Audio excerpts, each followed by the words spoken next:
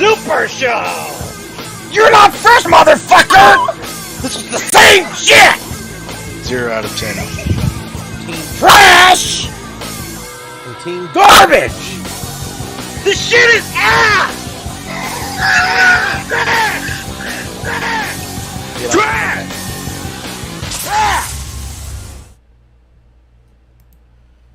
Welcome everyone to another episode of J. Rich Talks. Today is going to be the review for Crown Jewel from 2022.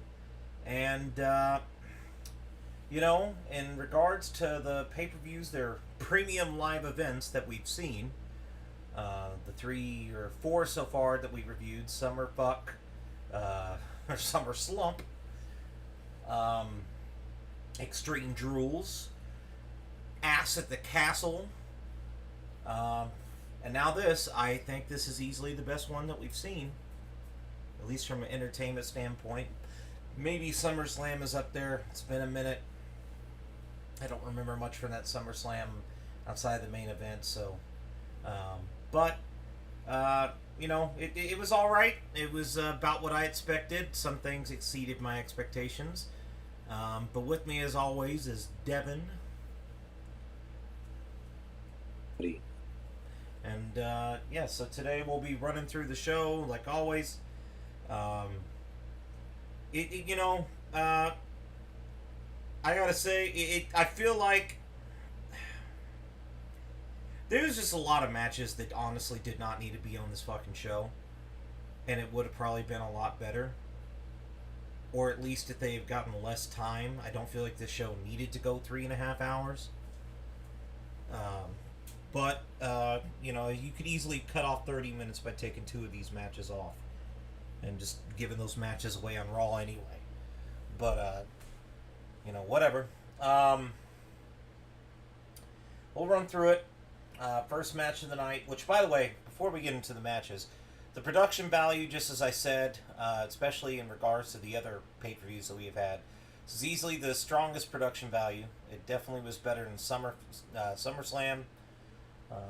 You know, the stage design is the same as always, but it's nice. The stadium looked nice. They lit it up nice. The pyro was nice. They used these drones that had these like LED displays for some of the entrances. That was nice. Production-wise, this is easily the best of the 4 shows that we had seen. Definitely blows Extreme Drools and fucking Summer Fuck out of the equation, because I feel like SummerSlam was just in a fucking big stadium for the sake of being in a big stadium, and then Extreme Drools was in a shitty arena with the you know, basically the Raw and SmackDown set. And then Clash at the Castle was essentially just a live event set, but in a bigger area with a stupid castle that you couldn't even see on the camera because they had it like hung up above the ring. But so yeah, in regards to production, it felt like a bigger show. They definitely. Yeah, and then it was my first Saudi show. I haven't watched any of the previous ones, so seeing it, I was like, oh shit, okay, it's like damn near like WrestleMania. They all look like this. Like they all, even the Super Showdown. The Super Showdown's actual stage and set isn't as elaborate, but the actual fireworks display and the way they light up the arena and everything.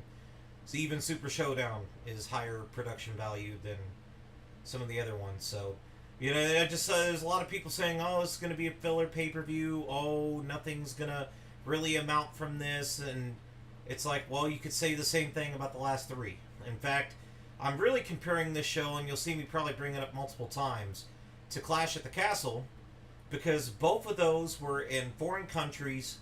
Both of those were, you know, premium live events that were, you know, streamed, and both of those had a bunch of matches that ultimately didn't really, there was no title changes, there was really no, you know, nothing was really set in motion to go to the next event. It really just kind of felt like a filler show, right? Well, there's nothing wrong with that as long as the actual content on the show was good. Whereas why I think we came out of this one feeling a little better than we did at Clash at the Castle. Although, you know, some people out there that, once again, lose their credibility every fucking time he opens his fucking mouth. He shit all over the build and the show alone. But yet fucking he praised fucking Clash at the Castle, that being JD from NY. We'll have a couple fucking things that I want to dispute with one of his comments when we get to that match. Because there's really not much notes that I took for that match. I gave up midway through because it was so awful. But it was really, honestly, the only stinker on the show. The other matches were mid and just like raw matches without the commercial break. But we'll get to that point. But the opening match, the match that definitely, is the match that I cared probably the most about going into the show. And that was Lashley and Lesnar. And Lashley comes out, big presentation for him. I hate the fake lightning bolts and I hate his theme song, whatever. But he got the pyro, he got the big, fucking elaborate entrance. Don't really care for the trunks. Wasn't feeling that. The tights that he was wearing, I should have been wearing something else, I feel like. I think Lashley honestly does need to overhaul his look. Not feeling the fucking the tight design. Especially when you have that big of legs, I don't see why he doesn't show them off. Go back to wearing the knee pads, the boots, and the trunks. I don't get why he's wearing these long ass tights that look ugly as shit. It looked like he borrowed some fucking tights from Cody Rhodes. Not even Cody Rhodes wouldn't wear something like that. At least his would be like gold and white or something, and have like because he'd always have like his family shit on there. So he'd have like the dots for Dusty, the fucking gold for Dustin, and then he'd have like the red, white, and blue or whatever on one side for him. So at least his trunks, his tights actually make sense. This looks really bad. But if the worst I can say about Lashley is his presentation value, then at least it's not a bad thing. His presentation could be better, but at least the actual in-ring work by Lashley I've yet to have a problem with. So, and he's working more demonstrative. When Lashley first came back a few years ago, that was my big problem when he was a babyface, is that the most he would do that looked demonstrative was a fucking stalling suplex, and it just didn't look great. He didn't do the Dominator. He was doing the stupid spear, and then they took that away from him. And he had, when he turned heel, he started doing the Hurt Lock. I'm just glad Lashley's kind of, in ring at least, has, started to work more demonstrative and added some more moves to his arsenal to look better. But then after he came out, we got the actual video package, which was a little weird. They didn't play it before, but that's fine. Video package, and then Lesnar comes out.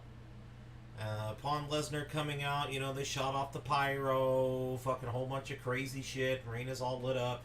Fans are getting crazy. Them Saudis love them some Bork laser. And Brock is going around the ring, and before Brock can even get into the ring, Lashley said, "Fuck this shit," and fucking jumps Lesnar and throws him into the ring steps. Thank you.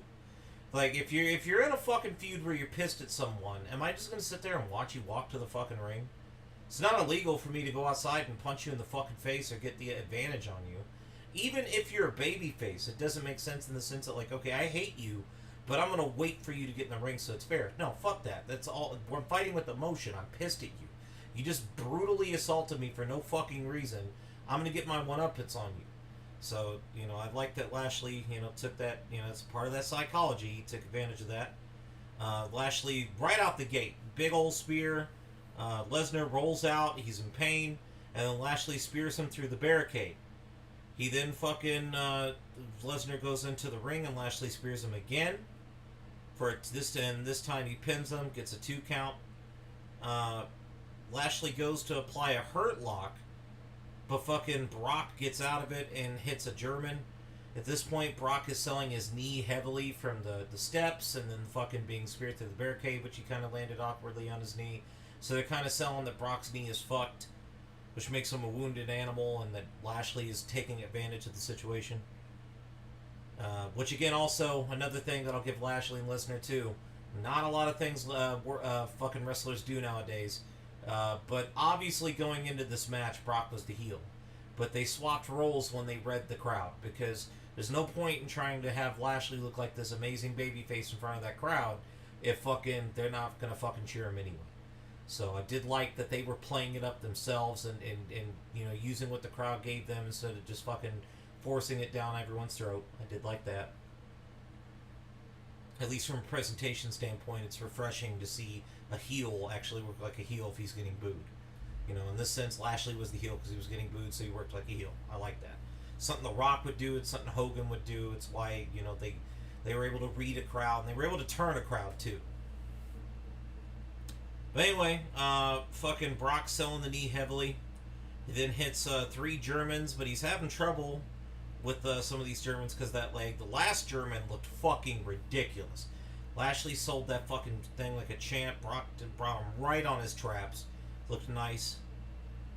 Brock then goes up for an F5. Again, kind of selling it hard with that knee. But the whole reason he was able to get this F5 off and not get pushed off is because, you know, he'd hit those 3 Germans. So, again, it made it look a little believable. But because he couldn't get all that F5 because of the knee, he gets a delayed cover for a 2 count. Fucking Brock's kind of working on one knee. I put that in the notes here.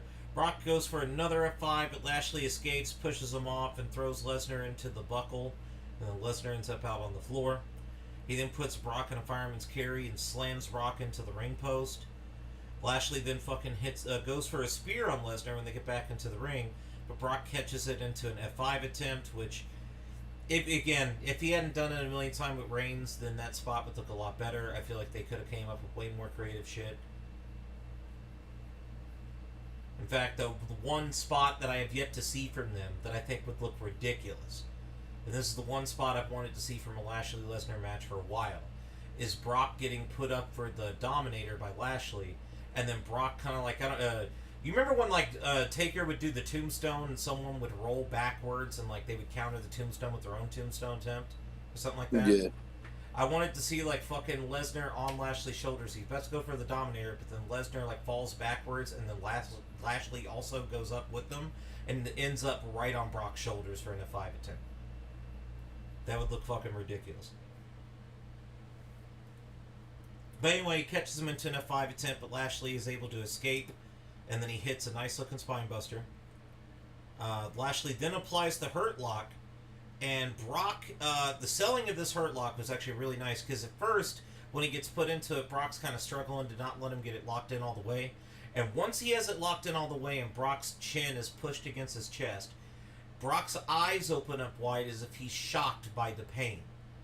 And then it becomes from a sense of shock to Brock immediately trying to, like, it was a sense of a desperation to try to get out of this because he knows this is not good. And it was, again, really good fucking selling by Lesnar.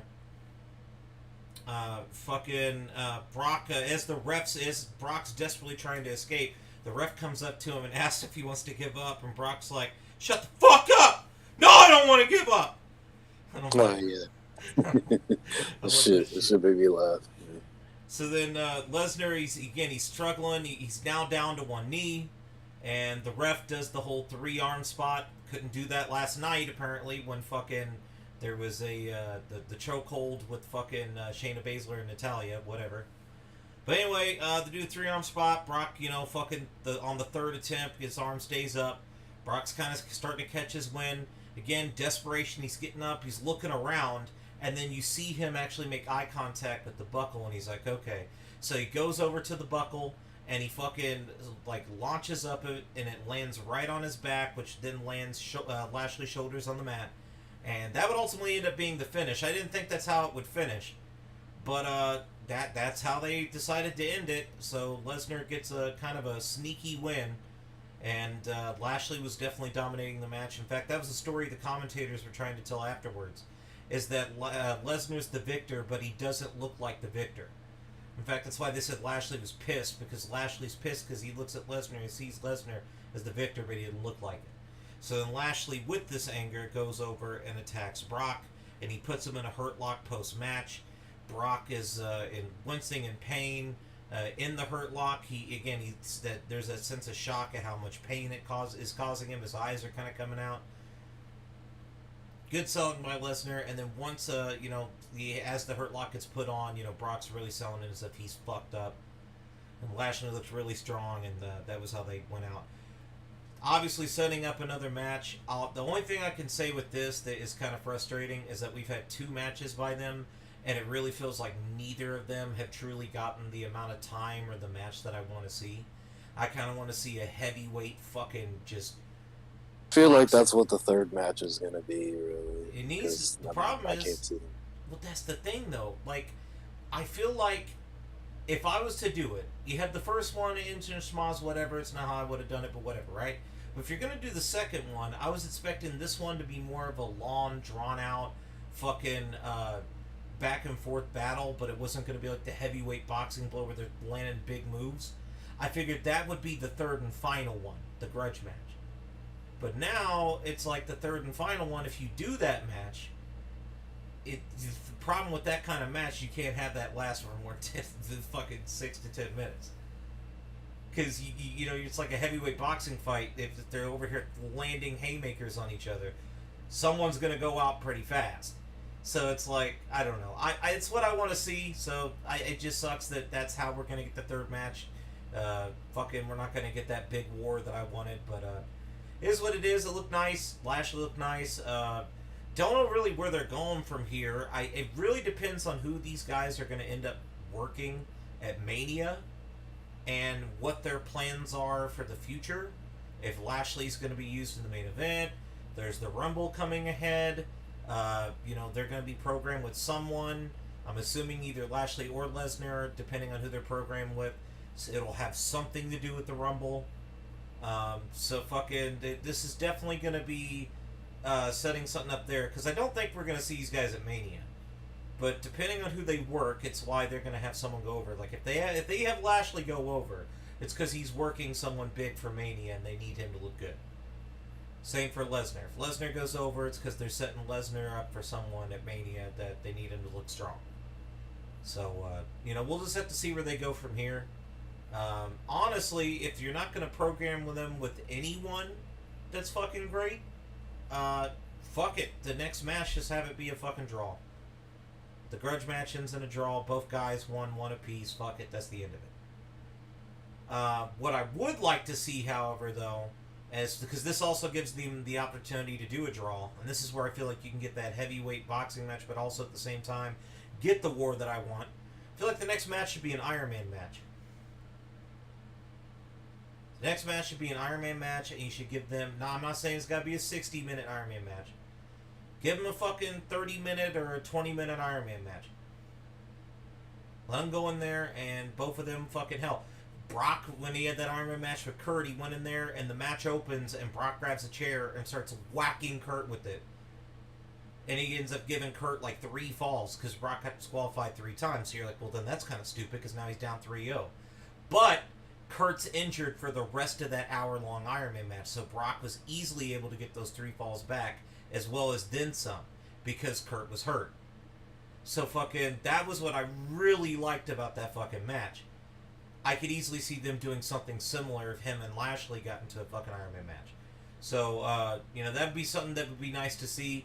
There's obviously going to be more shenanigans with MVP, as he was not, or that was the Omos fucking Braun shit. But, we'll have to see. It'll be good. But thoughts on the match, Devon? It was alright. It was okay. I was surprised it ended the way it did. But I like the story it told.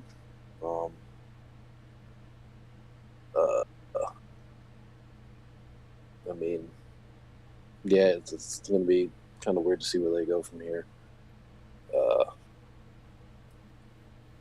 Because at first I really thought, with Brock coming out and doing all that, it was going to be a U.S. title thing, and then, when it goes off and does whatever the fuck with that. I don't know, they feud again for it. Oh, yeah. I don't know. But, yeah, I don't know where they go after they have their third match. Well, I'm just looking at the roster, and I don't know who they would program these 2 dudes with for Mania. Neither of them are going to be wrestling fucking Roman for the belt. And I just don't see them needing to build them up like this for a fucking U.S. title match. So they're obviously going to be in a featured match at Mania with someone that's not for a belt. But who is that someone going to be? There's not really any nostalgia acts that they can bring back.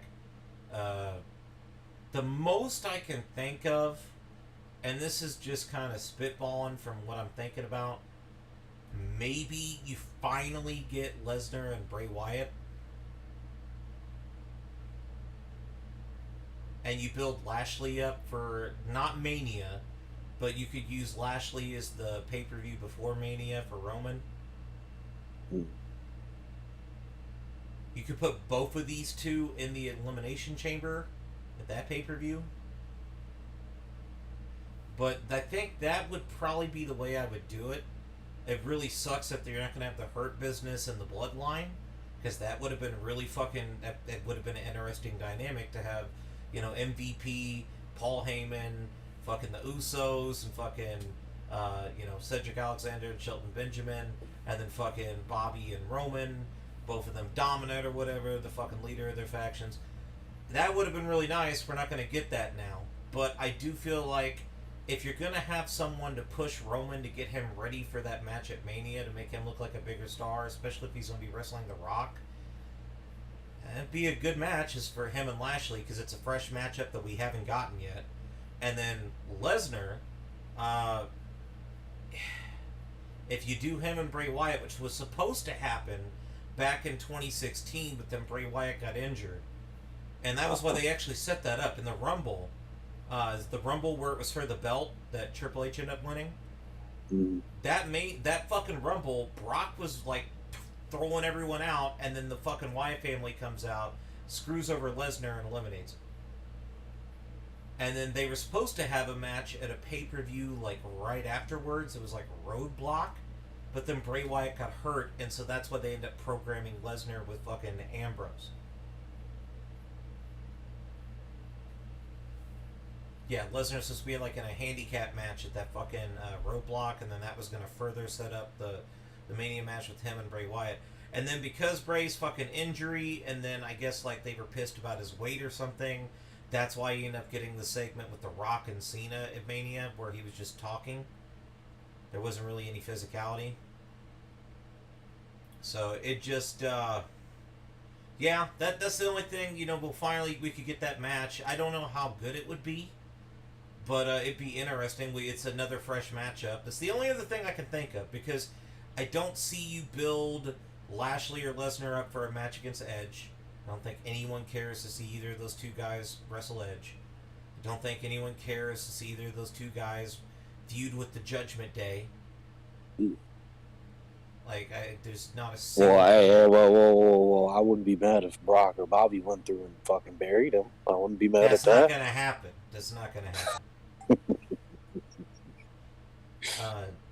It just, there's not a single fucking... I just don't see who else they'd be programmed with. They're not gonna be programmed with Seth. They're not gonna be in the U.S. title scene. They're not gonna be wrestling Kevin Owens. So it's like, and even then, Kevin Owens, is Kevin Owens and Lashley or Kevin Owens and Lesnar, like, does that really intrigue you? Like, no. And if niggas want to see anything with Kevin Owens, it's going to be with fucking Sami Zayn.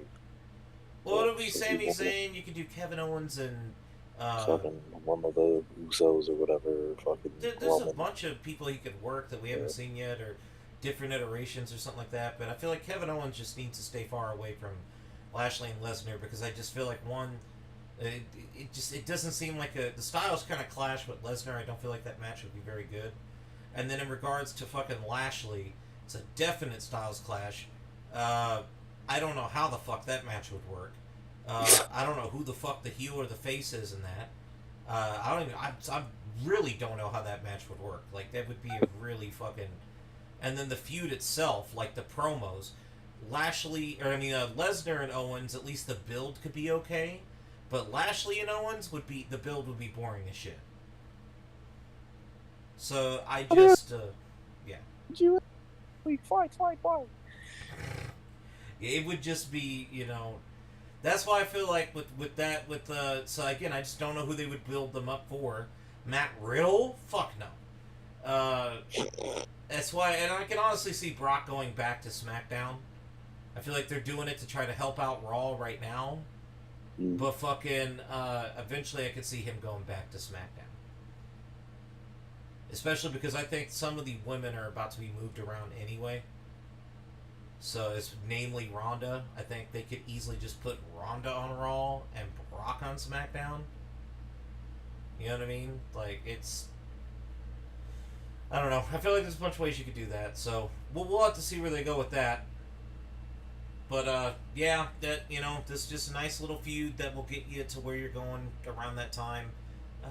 Would have been nice to have the Hurt Business still around. That I think we're still feeling the effects of Lashley losing that faction. Still feeling the effects of that, so... Really, it's like, okay, both of those guys are still there, right? Like Cedric Alexander and Shelton Benjamin? I'd like to say I'd like to say yes. I haven't seen them, so I don't know. That's what I'm yeah, asking. I don't know. If they're both fucking still employed and this Omos shit isn't really going anywhere anyway, then just say fuck it. Hell, if anything, fuck it. Throw Omos in the Hurt Business anyway. Fuck it. I don't see why it wouldn't be I'd be into that. Yeah. I just you got fucking Bobby, go for your fucking...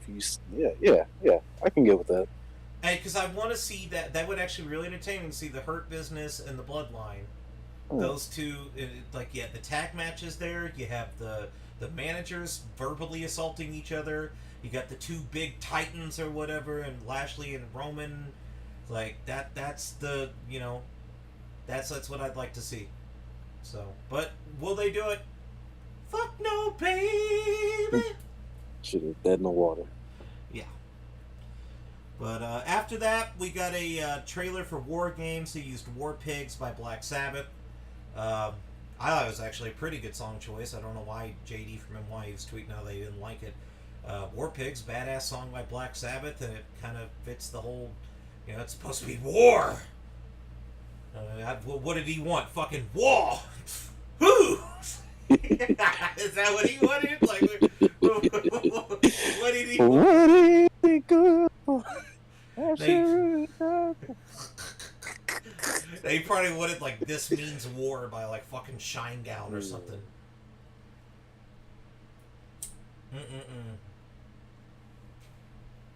No, could have done Civil War by Guns N' Roses. I don't need your Civil War!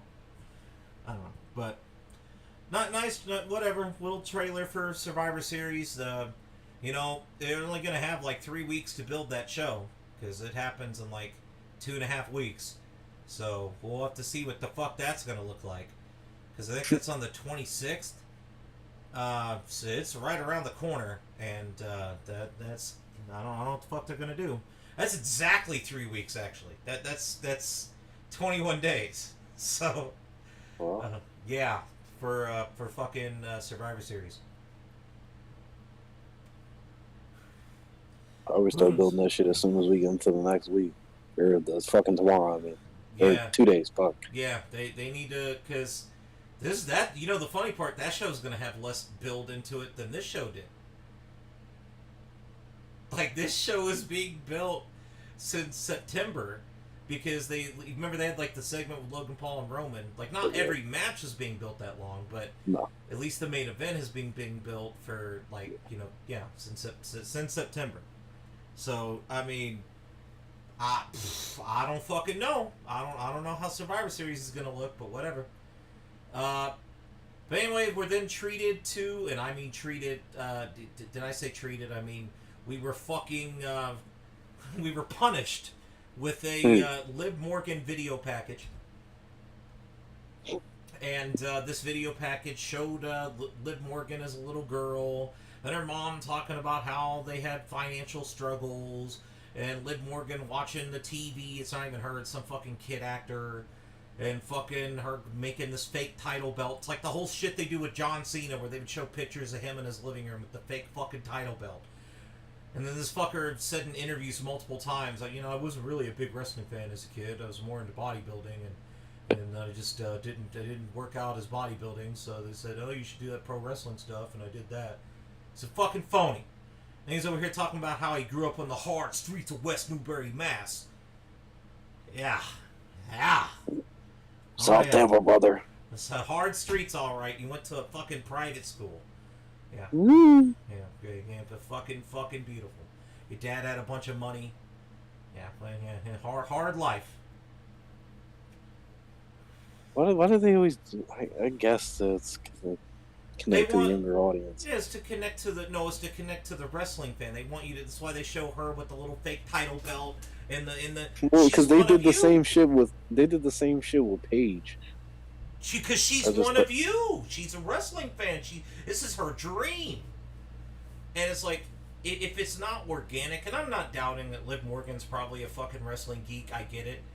But it's not. It's just not. I don't like that shit being shoved down my throat. It's not gonna make me like her. Yeah. I'm sorry. It's just not. I don't find that relatable. That maybe if I was like a Mark. I can't say that. I was about to say something much worse, but yeah, we'll go with Mark. Maybe if I was a Mark, it'd resonate somewhat, but no. But they show her career or whatever, and that was that. We had a bunch of those video packages, and I'll touch on them when we get there. But after that, we got the Damage Control match. They had their entrance. This is it wasn't bad. At least it wasn't Botchamania, but it wasn't as good as their Raw match, and it really just felt like a fucking Raw match that was just, undivided by commercial breaks. This is all this felt like. Was nothing to write home about, and it had the shitty fucking ending. I did not care for this match. But they came out, they were wearing unmatching outfits. I was like, what the fuck? Y'all are telling me you had all this time to prep your outfits. I mean, everyone else had decent outfits. Bayley had her own little fucking outfit, had her own logo on it, had the Damage Control on the back. Fucking Bianca had EST all over her shit. You could tell she had her shit made up. Fucking all the other women, they had their shit looking nice. Hell, fucking Asuka and fucking Alexa had their own little designs on their shit. These fucking bozos come out in fucking street racer, fucking Mod Nation racer fucking outfits that don't even fucking match, and yet you're in a fucking tag team. Well, they had Damage Control on the back. I don't give a fuck. They look like the fucking Mighty Morphin Power Rangers from two separate shows. Oh. It's fucking trash. But anyway, we're then showed a recap of the title match on Raw that happened not even fucking, what would that be, like 6 days ago? Mm-hmm. Not even 6 days, 5 days ago. 5 days ago, yeah. So 5 days ago, we see actually, if you want to be real about it, 4.5 days ago. Because that happened at like fucking 10 o'clock on that show. So fucking 4.5 days ago, fucking we see them winning the belts. And we then go backstage with an interview for Alexa and Asuka. And fucking, as Alexa's talking about how they're going to win, a video plays for Bray Wyatt, like a little thing. She looks at it and is like, ugh. And then she continues talking. And then fucking Asuka fucking gets on the mic and is like, you're not ready for Alexa and Asuka. It's so stupid too, because she can speak English just fine. I've listened to her talk on her fucking YouTube channels. I don't know why she does that. Because me not know. Same thing with Io Shirai. She can speak English. No, she can't. Sorry. No speaker English. Oh my god. But anyway, Asuka came out. And then Alexa came out. Alexa's theme is trash. And then Alexa's graphic on the screen was trash. Shit looked like a PowerPoint slideshow. Yes. I mean, it was fucking terrible. I made better looking graphics on fucking Snapchat with these dumb fucking memes than that shit. Oh. But anyway, fucking as they came out, there was some camera shots of the stadium. I noted they had giant banners of all the wrestlers that was in attendance all over the stadium. I thought that was kind of cool. Stadium is stuff that, again, I can't praise the fucking production value enough. Like, that's one thing WWE always does. Oh yeah. But anyway, the match starts. Get some fucking chain wrestling bullshit. They're doing like some wrist lock shit. It's Coda and Alexa to start. Coda takes Alexa down. Alexa starts kneeing Dakota Kai in the corner. Dakota throws Alexa off of the top rope. Alexa counters that, though, into a pin attempt. And then she does a series of roll-ups for 2 counts. Alexa then takes her down with a leg trip, and then Alexa's like standing on her back because she like as she like rebounded off the ropes, she just like grabbed a hold of the ropes and stopped while Dakota Kai dived, and so she landed like right underneath Alexa's feet. So then she just stood on her. It's like, okay, bitch, you weigh like 80 pounds. It's not gonna hurt anyone, but whatever. Anyway, fucking Dakota Kai manages to escape and she tags Io in. Alexa then tags Asuka in, and they get the little face off, and the fucking fans mark out. There was then, at this point, a weird, I don't know if anyone else heard it, you can go back and check it out, it was weird. Played through my surround sound too, so it kind of had a vibration too. But there was like a weird fucking sound, almost sounded like a plane flying over. It was like a vibration sound all over the shit, it was really fucking weird. Then Alexa fucking hit a shoulder tackle. And she fucking tagged Asuka in. Or no, Asuka hit a shoulder tackle and she fucking tagged Alexa in, my bad. They do a double suplex or whatever, but Io lands on her feet. So then Asuka comes around the back and hits a bulldog into Alexa's feet for a 2 count. Fucking Io then manages to scramble away and tag in Dakota Kai. Alexa then lands a drop kick on Dakota Kai. She then, they do double drop this kicks. Might answer your question. God damn it. Locations in Texas can be found on vote411.org Fuck you, bitch! through the link I've sent Alexa! to the activity. Shut up! I always forget I had to mute this bitch when I do these reviews. But Alexa and Asuka do double drop kicks and double baseball slides to to Dakota Kai and Io. Asuka then goes up top, but then Io kicks her off. Dakota Kai sends Asuka to the outside. Asuka's then selling her leg. She starts to get into the ring, and Io starts targeting Asuka's leg. She then tags in fucking Dakota Kai, and Dakota Kai applies a heel hook, to which Michael Cole called a fucking figure 4. He had a bunch of fuck-ups tonight. Dakota Kai then tags in Io. Io hits a dragon screw, again tagging that leg, I liked it. She then starts laying in some mounted punches, and then Asuka gets up and she's running at her, and Io hits a flapjack that sends Asuka to the ropes. She then tags Dakota Kai back in, and they're basically fucking trying to stop Asuka from getting this hot tag. So they're both trying to double team her, and Asuka takes both women out by doing a bulldog to one and hitting a lariat with the other. So then this prompts the Alexa hot tag. Alexa starts landing strikes everywhere, fucking knees everywhere, kicks everywhere. She hits a drop kick to both women. She does the knees and the moonsault to fucking Dakota. She does a tornado DDT to Dakota. Io then shoves Alexa off and then drags Dakota Kai back to her corner and tags herself in. I did like the psychology behind that. Io then fucking hits a backbreaker to Alexa, but then after a couple exchanges, Alexa would get up. Thought she could have sold that a little longer. She had a sunset flip powerbomb. Nice snap on that. Looked nice. Fucking for a 2 count.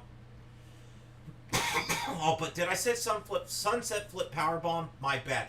Michael Cole called it the Code Red. Fucking stupid. Anyway, Io and Alexa are then up top, and fucking Dakota Kai comes over, and they're going to do a double superplex onto Alexa.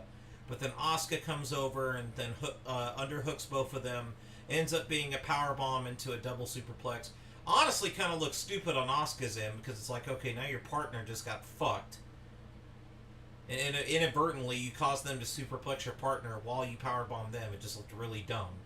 And in a sense, the powerbomb did nothing because they were going to land on their backs anyway from the superplex. So that spot just doesn't work for me. I'm sorry. But anyway, all women are down. Asuka then goes up top and hits a missile drop kick for a 2 count. She lays in some strikes. She hits a code breaker. She's not selling the leg anymore. Asuka hits a German for a 2 count. Dakota Kai then hits a Busta in the corner. And then fuck it. You said what? Devon? What? You said what? Oh, I didn't say anything. Oh, shit. I don't know what the fuck that was. I just heard randomly, I thought you played a clip or something. I heard the trash! That wasn't me. What the fuck? Yeah, Something's I'll be going back. on. I blame OBS. Fucking... they kid a boot to Asuka in the corner. Asuka then tags Alexa. Alexa goes up top. She's going for a Twisted Bliss, but then she ends up hitting Dakota Kai's knees. Io is then on the apron and flips and fails and eats Asuka knee. Fucking Alexa then does a DDT to Dakota Kai. She's going up for the Twisted Bliss, but then Nikki Cross comes out and attacks her. Dakota Kai gets the cover, and Damage Control wins.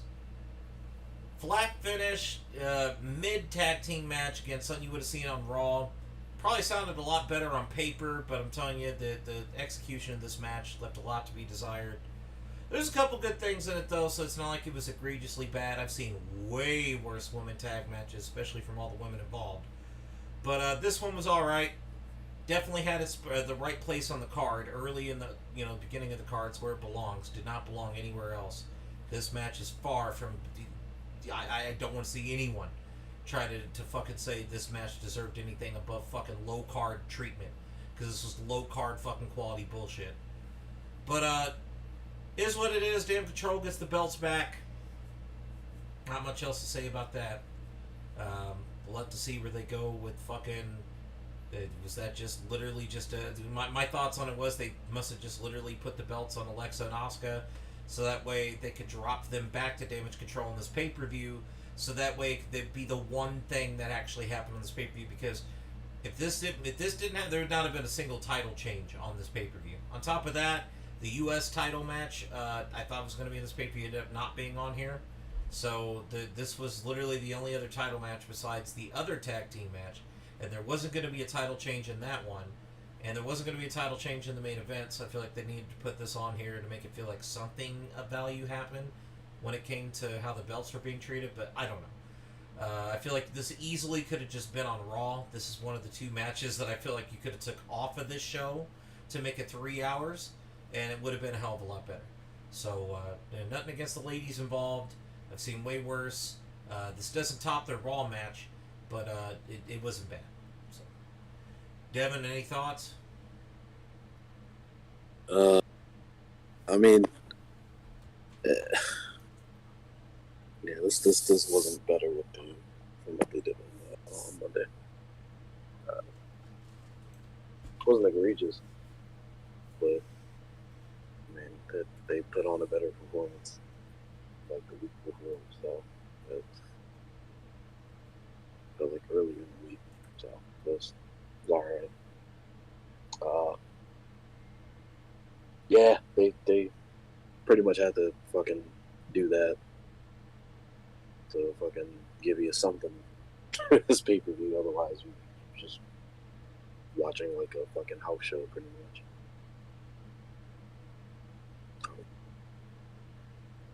Not much they could really do there.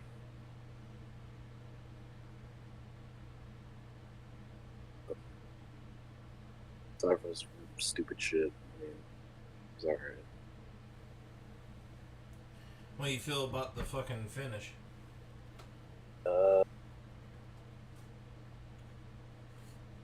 With Nikki Cross.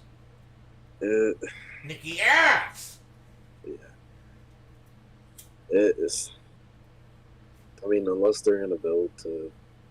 Unless that's just gonna be one of the women's feuds that happens not. But who's she feuding with? It would have to be Alexa. But what about Asuka got screwed over too? Yeah, but who can?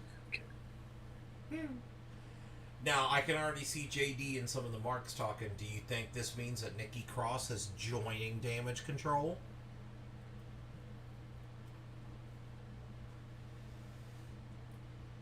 Because she didn't attack them. What does it mean she's joining Damage Control? Could just be some shit. Could just be some shit where I don't know. I can't see her joining that fucking statement. The fuck is she gonna do? Nothing. It was like, what's the point? No, that doesn't make sense.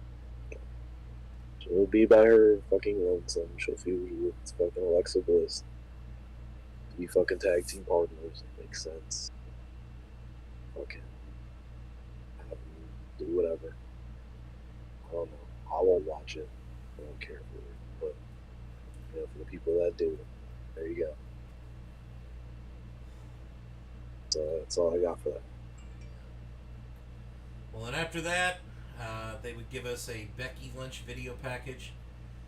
Whenever they give us whenever they give us a video package like this for someone that hasn't been wrestling lately, I just feel like at times it honestly just feels like they do this to make you realize like this person's still employed. It's like we haven't seen this bitch in forever. Same thing with Charlotte.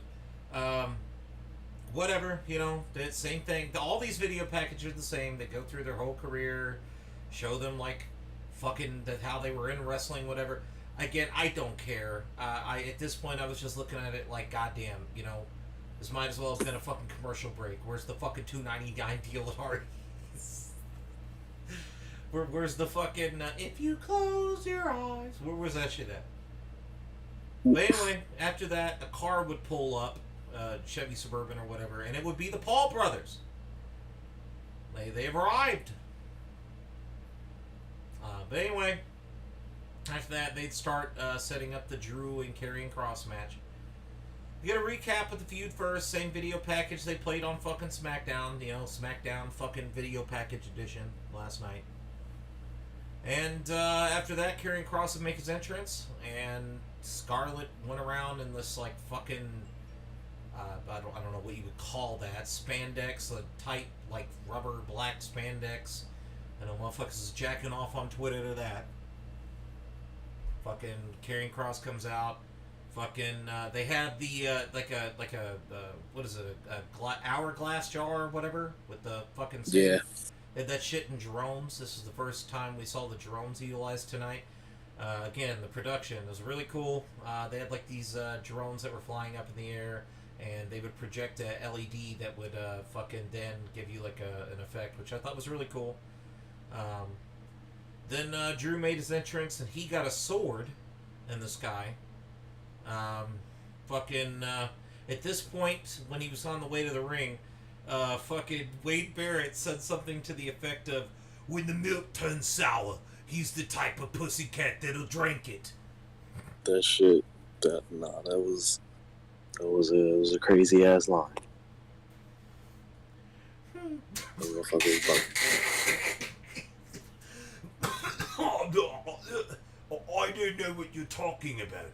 When the milk turns sour, that he's the type of pussycat that'll drink it. Come on. What are you going on about? Well, I'm afraid I got some bad news for you. But anyway, at this point, the cage starts to come down, and Drew fucking closes the door, and the match starts with the typical Drew McIntyre bullshit. Hits the shitty looking punches, hits a shitty looking clothesline. Karrion Kross then attacks Drew by hitting him with like I don't know if it was a punch or like a throat thrust, whatever. He attacked his throat. Both guys climb up the cage a little bit, and then Karrion Kross punches him off, and so Drew's on the mat. I'm like, alright, so this match is going to end. He's going to start climbing, right? Nope! No psychology there. But, you know, I guess like, oh, they hate each other, so they're going to fight. They don't even care about winning. Yeah, whatever. So, because that definitely didn't translate in the end of the match, now did it? So anyway, he then hits an exploder suplex into the fucking buckle, throws Drew into the cage a couple of times. They both start exchanging chops, throws Drew into the cage again. He's choking Drew with his foot. The Drew hits another shitty clothesline, followed by, of course, the shitty, one of the worst moves in his arsenal, belly to belly. Over the head belly to belly, if you can even call it a fucking belly to belly. Because he doesn't even come close to his fucking stomach, because motherfucker just throws him with his fucking... It looks so fucking trash! It's like a Down syndrome fucking backdrop. Throws Karrion Kross into the cage. Drew hits a neck breaker. And, God, I don't know what this was. Camera was all over the place, but it definitely wasn't a Future Shock DDT. But fucking, did Michael Cole on commentary, Future Shock DDT! Future Shock DDT! Yeah, no, it was a float. It was a float over DDT. He didn't even do a fucking future. It was a float over. And then he tries to set up the Future Shock, but then Karrion Kross charges him into the turnbuckle. Drew lays in some chops. Drew goes up top with Karrion, and Karrion avoids the superplex. So then Drew is like hung up on the turnbuckle while Karrion Kross is on the top rope. He then sits up like the Undertaker, basically essentially doing a fucking chin up, and then fucking throws Karrion by his neck. Karrion hits a running knee, and then Drew hits a shitty looking spine buster after throwing fucking Karrion into the cage. Drew then applies a rear chin lock after avoiding Kross's sleeper, and then which they call the cross jacket. And then Kross then hits a back suplex to escape the rear chin lock. Wade Barrett actually on commentary said, "You gotta admire. You gotta wonder." No, he didn't say admire. He's like, "You gotta wonder why no one has attempted to exit the cage despite being down for a while." And I was like, "Thank you," because even Karrion Kross, or not Karrion Kross, but Drew, fucking Wade Barrett is Wade fucking. Barrett, yeah. Even this motherfucker's acknowledging that the psychology is fucking stupid. Scarlett then distracts Drew, which makes him miss a Claymore, which then allows fucking Karrion Kross to apply a cross jacket. Drew then escapes, but is then hit with the crosshammer. At this point, there's no pin or escape attempt for like at least a good 30 seconds, as Karrion Kross, like fucking, well, not, I say 30, it was probably closer to like 12 or 15. But he just sits there and he's fucking taunting or whatever. And then he starts to climb up the cage. And then he's on top of the cage. And doesn't even attempt to start going over until he looked over and saw Drew getting back up to his feet. So he just sat up there waiting for Drew to get up. It looked fake as fuck. It looked staged. It was trash. They then, the reason they did this though is because they're setting up a high spot, which would be the highest spot of the match, which is the superplex from the top of the cage, well, damn near the top of the cage. Drew McIntyre's on the top rope, and Karrion Kross, I mean, he's about as high up as he'd be if they did a superplex anyway. Nice looking spot, though. Big bump, and both men are down. And they sold it for a good long while, so you gotta at least appreciate that. Drew then tries to escape through the door while Karrion Kross is folded, and then Scarlett then maces Drew. So, in a sense, this fucker should be blind. He just got pepper sprayed directly to the fucking face for a good long while, too. And this should be the finish. Well, Karrion Kross begins to crawl out, and then Drew McIntyre activates his Superman mode, and I guess his eyes just turned into X-ray vision because this motherfucker gained his eyesight back. If only fucking goddamn Stevie fucking Wonder and Ray Charles had this fucking ability. Holy shit. But anyway, Scarlett then locks the cage door to try to stop Drew from getting out. Which looked fucking dumb because the door is usually locked to begin with. So he starts climbing over, and then Scarlett's fighting to open the door so that way Karrion Kross can get out. But by the time she gets the door open, Drew McIntyre's already escaped, and Drew McIntyre wins. Finish fell flat on its fucking face. The rest of the match was just... I mean, it's not like it was a dumpster fire, but this is the definition of spot monkey bullshit because we have no psychology. For those that just wanted to sit here and watch fucking a WWE 2K cage match, this is essentially what you got. This was not a cage match. This was a fucking video game match, and it looked like fucking shit. It looked fake. It looked staged. There was no fucking in-ring psychology whatsoever. There was no fucking storytelling. There was no fucking references to the feud. There was none of that. It just came across as a random fucking cage match between two guys that have happened to wrestle each other a couple other times. The shit was trash. Whatever. Any thoughts, Devon?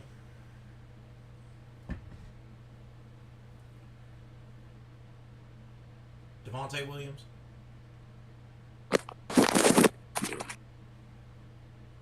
Oh yeah, no thoughts at all. None. That's it. It's just because I didn't care for the feud itself going in, and it's still going. And it's like they add in the element of the cage. We already know it's going to be some Scarlet interference bullshit that's going to go either one way or another. But that's the thing. It's a cage. It's the whole point of the cage is that you're not supposed to have Scarlet interference bullshit. Well, but you know it's going to be a factor regardless.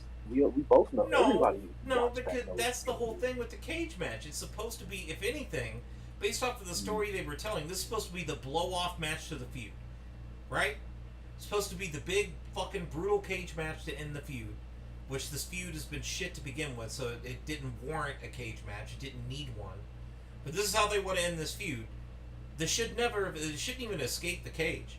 If anything, it should have just ended inside the cage. But this is going to continue.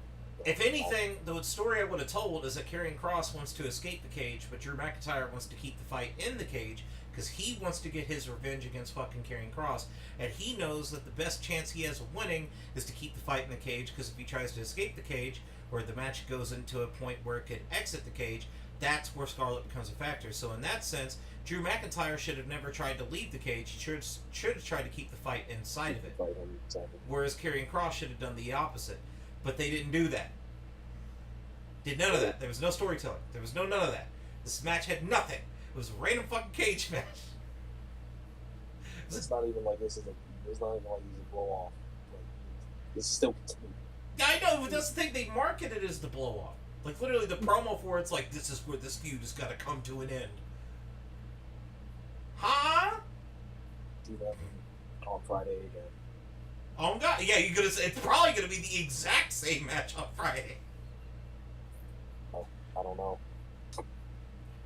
From a psychology standpoint too, it really doesn't make sense because the whole like, you know, the car crash thing, fucking told Drew McIntyre off the shit out of game. The fucking parking lot after he got into the fucking car crash. Yeah. The whole thing doesn't make sense. Yeah. It's stupid. It's stupid. I just want to say. I really do. Because it's like, I'm not a fan of Drew McIntyre. I want to care about Karrion Kross. Everybody's telling me to care about Karrion Kross, but this feud is doing nothing in terms of making me enjoy Karrion Kross whatsoever. It's not doing it. So, we need to move past this. I don't know who else is on that. I don't know who is on that SmackDown roster that can feud Karrion Kross that I will give a fuck about. I don't think there's anybody there. They're not going to do Roman. Okay, let's see. Well, you got, let's go through the roster here. You got Angel Garza. No. Ashanti Adonis. Who? Big E. No, he's crippled. Braun Strowman. Who?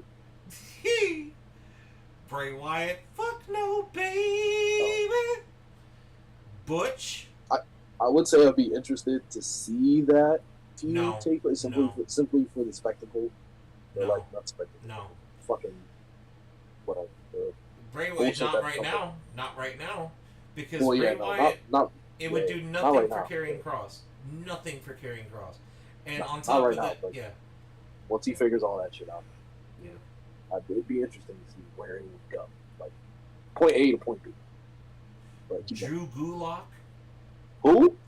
Drew Gulak. You said the dude from the 2K tutorial? Eric and Ivar from the Viking Raiders or whatever. They're still doing vignettes for those motherfuckers. That's not gonna work. Gunther. No. Giovanni Vinci. I forgot who that was. No. Humberto. What? I'll just read off the SmackDown roster. Jay and Jimmy Uso. Yeah. Jinder My Balls. He's still employed? Yeah. LA Knight.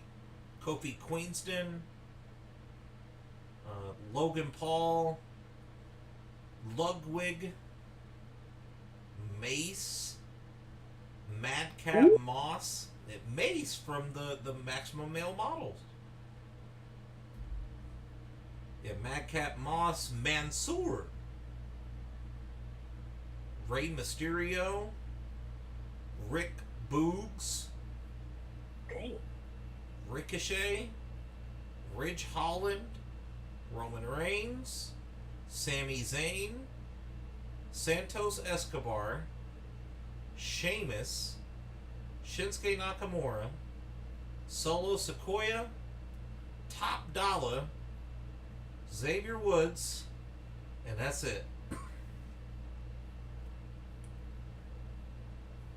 That's all the men on that roster. Damn.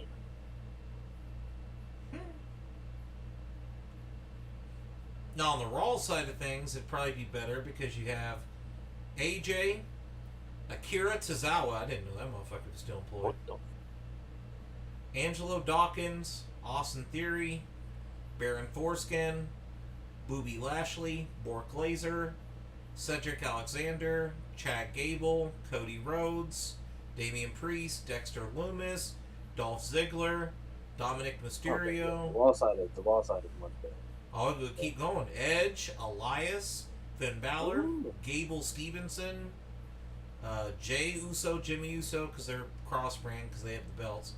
Johnny Gargano, Carl Anderson, Kevin Owens, Luke Gallows, MVP, Matt Riddle, Montez Ford, Mustafa Ali, Omos, Otis, Randy Orton, R-Truth, Reggie,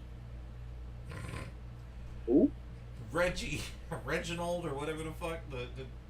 Who's that? He's like the black dude that does the flips all the time. He's really short. I Took thought the that was he had the 24/7 title. Trying to remember who he was with. that. He was a manager for a woman. I can't remember who it was.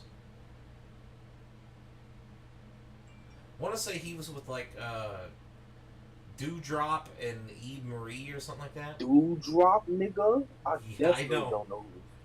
Why? Yeah, we saw him. He remember I was laughing because I thought he looked like David. He's extremely short, and he's a black dude with like dreads, and he does flips all the time. That's all he does. He literally just There's a lot of those niggas. no. He doesn't like do flips as a move. Like he literally just does backflips.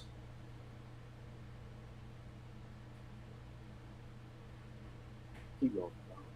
Robert Roode, Seth Rollins, Shelton Benjamin, The Miz, and Tommaso Ciampa. Oh, there's a bunch of people on the Raw side. Now on SmackDown, the women, you have Aaliyah, B-Fab, Charlotte, Emma, Lacey Evans, Liv Morgan, Maxine Dupree, Megan Morant, Natalia, Raquel Rodriguez, Ronda Rousey, Samantha Irvin, Sasha Banks, Scarlett, Shayna Baszler, Shotzi Botchart, Sonya Deville, and Zelina Vega. Oh, and Naomi. I didn't mention Naomi. Both Sasha and Naomi are still actively on the. They're not even in the fucking.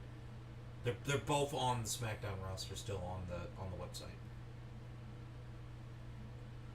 Raw's women division, on the other hand, very bleak. It's Alexa, Asuka, Bayley, Becky, Candice, Carmella, Dakota Kai, Dana Brooke, Dewdrop, Io Sky, Maurice, Rhea, and Tamina. So yeah. And that is the 235 people that are employed with that company.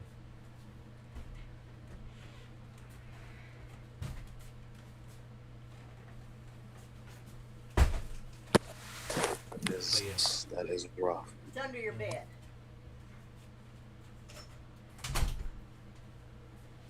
But yeah, so that's about the best you got there. But anyway, after that fucking match, cars would arrive. It's the Bloodline. They then ask Roman interview about the one lucky punch. He just walks off. Paul Heyman says Logan won't hit that one lucky punch because Roman has the best defense or whatever the fuck. So there's that. But then we then go to the Judgment Day comes out. They get their entrance. Shitty looking entrance. Same old shit. Stupid fucking theme. The OC comes out. They make their entrance. Same shit. Shitty fucking theme. Match starts with fucking Finn Balor and Carl Anderson. Carl hits an uppercut. Carl attacks Finn's knee. Damian Priest tags in. And so then they also tag in Luke Gallows. It's an equal strength spot where they both did like a body splash at the same time, but no guy fell. Damian then gets a cheap shot. And then Luke then gets out of it anyway and starts doing some strikes and hits a clothesline. Fucking tags in AJ. Damian starts stomping on AJ. Tags in Dominic.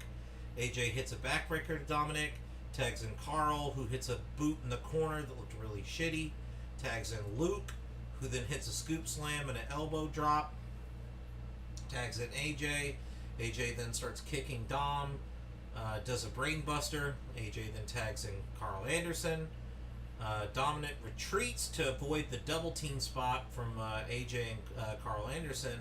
And then Carl is attacked by Damian Priest outside with the big boot. So they throw him in the ring, and Dom gets a fucking pin. It's a 2 count. He then tags Damian Priest in. Damian Priest hits a shitty looking elbow for a 2 count. It was in the corner.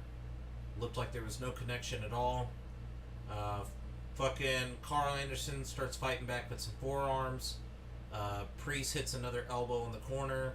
This one looks worse than the other one. Then tags Finn. Finn hits a move and then tags Dominic. Dominic hits a move, then tags Finn. Finn hits a move and then tags Damian. And Damian applies like a back arm wrench where he puts his foot on the back and then starts pulling back on both arms. Then he tags Finn back in again. Finn applies a rear chin lock. Finn then applies a wrist lock that looked like shit and it was keeping Carl from getting the hot tag. Finn then stops him and tags Damian Priest. Carl fights everyone off. Hits a neck breaker to Damian Priest, which then gets him the hot tag. He tags AJ. They take AJ. Oh no, he goes for the hot tag. He didn't get it yet because they took AJ and Luke off the apron. But as usual at most of these matches, especially including the Judgment Day, they'll stop a hot tag and the hot tag is done anyway in like 2.5 seconds. Because then Luke would get back up on the apron and get the hot tag. Luke comes in, throws Dom into a fucking corner, hits clothesline, uppercut Damian Priest, does a hip attack, power slam to Dominic, wreaking havoc, tags in Carl, and then they're gonna do the fucking magic killer, but fucking Damian Priest stops it. And then there's a double clothesline by fucking Carl to Dominic and fucking Damian.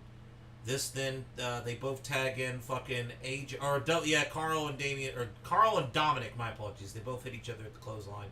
They both then tag in AJ and Finn, respectively. AJ hits a flatliner and a Ushi Goroshi. AJ fucking goes for the Styles Clash, but Finn rams him into the buckle. And then AJ kind of floats over and goes for the calf crusher, but Finn counters it with the figure 4 leg lock. Fucking Luke and Carl and Dominic and everyone breaks it up. At this point, it turns into a fucking spot fest. Everyone's in the ring and outside the ring doing all kinds of shit. Finn hits a sling blade and a coup de grace, but AJ intercepts before he could do the coup de grace. So then Dominic stops AJ from hitting a superplex to fucking Finn. So at this point, Dom and Carl are in an electric chair position. And AJ hits the fucking superplex, and everyone goes down at the same time. It looked fucking stupid. They cut the camera to Rhea. She had shock. True. I thought that fucking spot looked so stupid. AJ goes for the phenomenal forearm, basically has the match won, but Rhea stops him because she picks him up in like a electric chair position. Cole said someone needs to kick Rhea's ass, to which Wade Barrett was like, "You need to watch your mouth." Finn then, because of this, gets the coup de grace and Judgment Day wins. Again, you take this match off the card, you take the women's match off the card, the tag match anyway, and suddenly this pay-per-view premium live event is 30 minutes shorter, and it would have flowed a hell of a lot better. Yeah, you had the shitty cage match and the shitty women's match, the title match. But fucking at least you don't have to worry about the fucking 2 tag team matches that were shit. There was a 6-man tag, a female women's tag, and a fucking tag team title match with the Usos. Too many fucking tag matches. And 2 of these fucking things didn't need to be on the show anyway. But, whatever. So, thoughts on the match? I didn't think it was too bad. I just kind of felt like a match with the weekly show.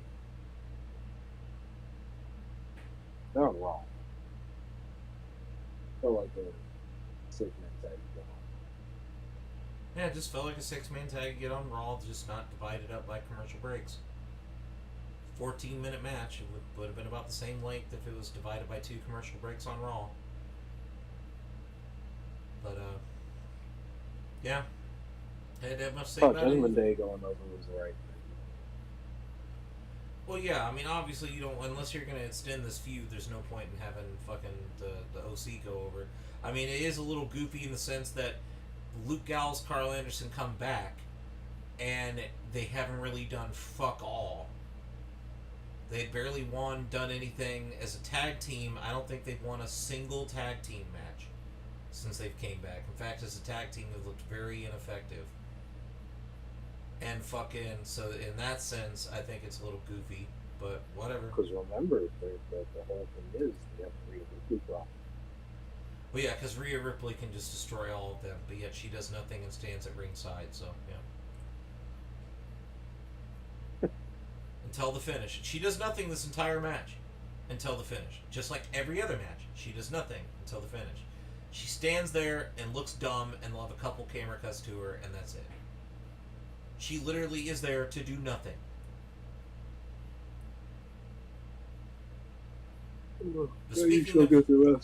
Speaking of doing nothing, after this match, we're then given a Seth Rollins video package.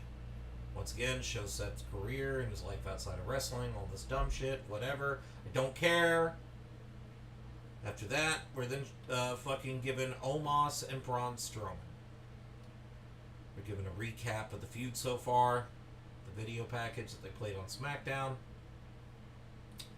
And then we're given a tale of the tape. They listed Braun Strowman at 6'8" and Omos at 7'3". Said Braun weighed in at 335 pounds and Omos weighed in at 416.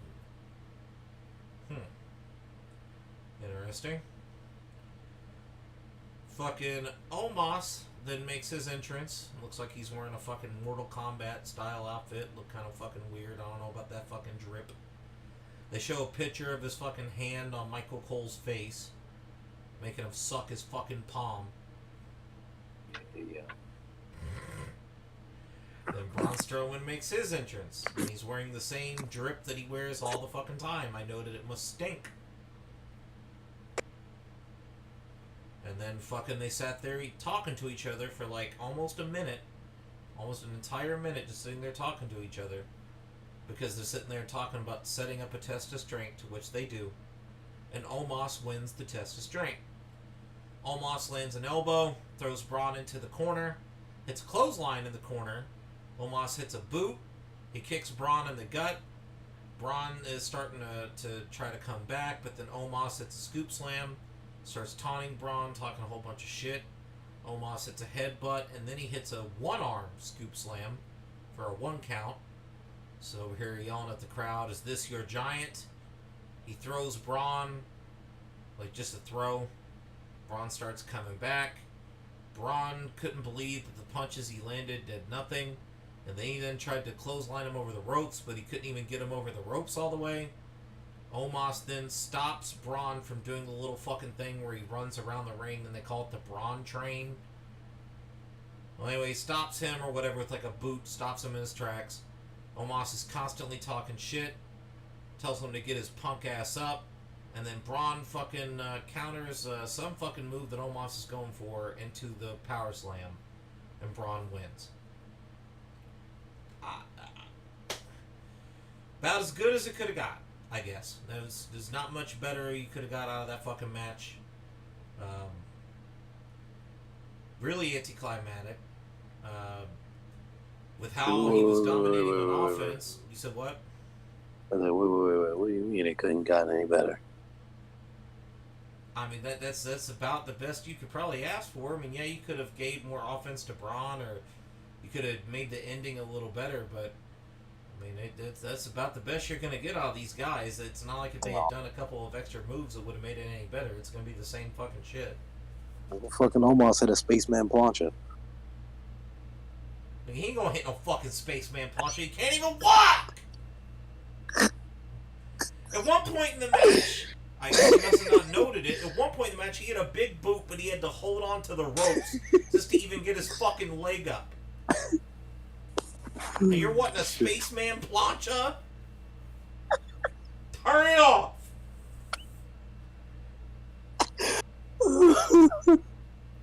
It's just an anticlimactic way to end it. I don't think Braun going over was the right decision anyway. In fact, I feel like since both of these guys are going to have absolutely nothing to do, would have been better to give them a trilogy or at least a couple more, at least a match or two or whatever.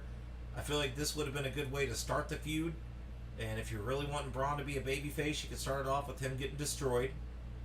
And then fucking him doing the whole Rocky shit where like Rocky got his ass beat by Clubber Lang. So then they like fucking trains and he comes back to fucking beat him. Fucking do that. Maybe Braun fucking because of this defeat and because of how he got fucking manhandled, he fucking just he depressed and wants to retire or something. Like there's a bunch of ways you could have fucking did this. But I feel like honestly this match should have resulted in Omos winning since he literally manhandled him for fucking, if this match went on 6 minutes, he manhandled him for 5 minutes and 30 seconds. Braun did absolutely nothing but hit a fucking power slam at the end. When I mentioned he was coming back, he'd just start throwing punches that weren't even, like, this motherfucker's no-selling.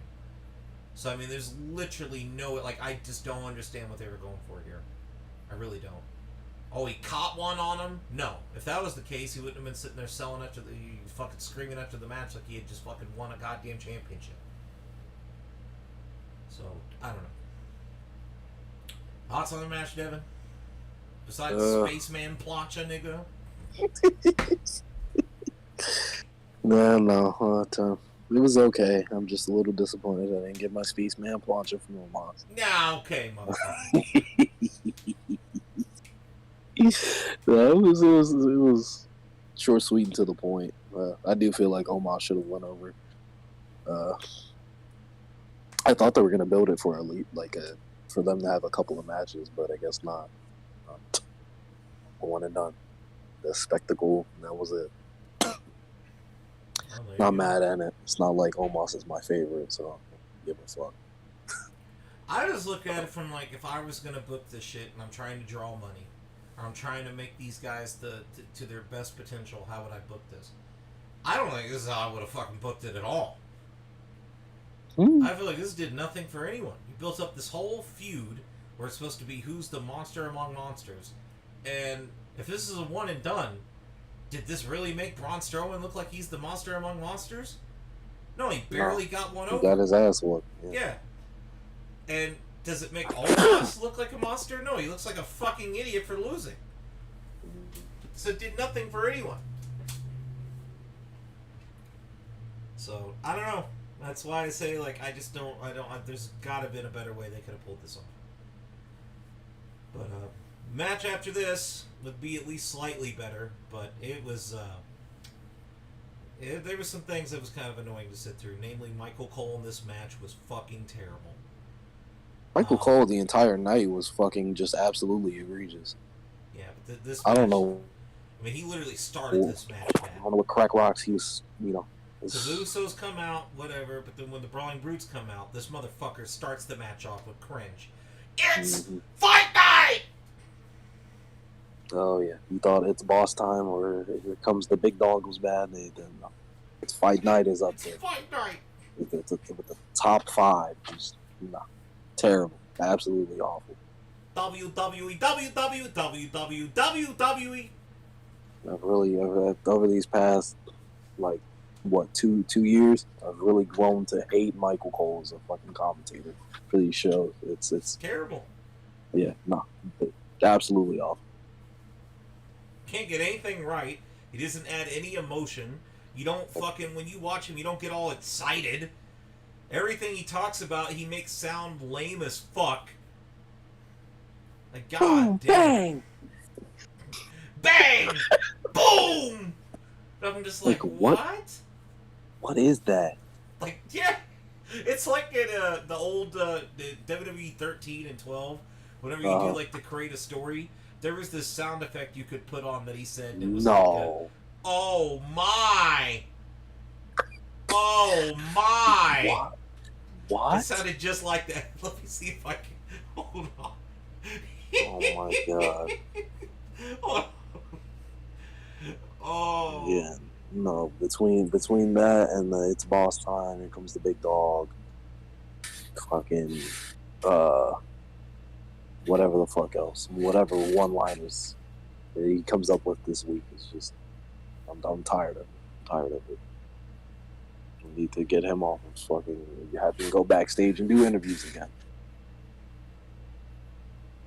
Where's Pat McAfee? Where's Pat McAfee?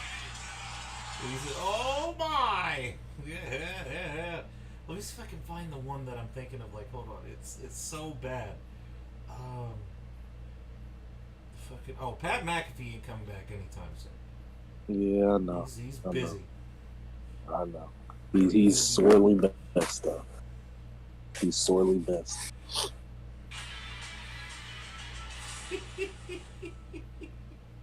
Hold on, I found it too. Hold on. It's gonna be fucking stupid. For all of you that haven't seen this, look up on YouTube. There's a channel called Slogan Yams, and I watched this years ago. And he did like the create a story in WWE 13, and he did one called The Wrestling Dead. This is during the peak of The Walking Dead. It's back in 2012, and it's one of the dumbest shit you've ever seen. But fucking, he uses that sound effect a lot. Where, like, it's just Michael Cole going, oh my! Well, this is a shocking development, to say the least. Hold on. I know you about to lay one on this. Hold on.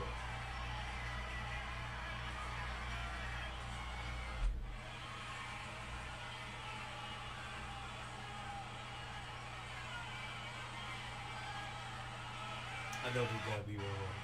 I've never seen anything like this before in my life.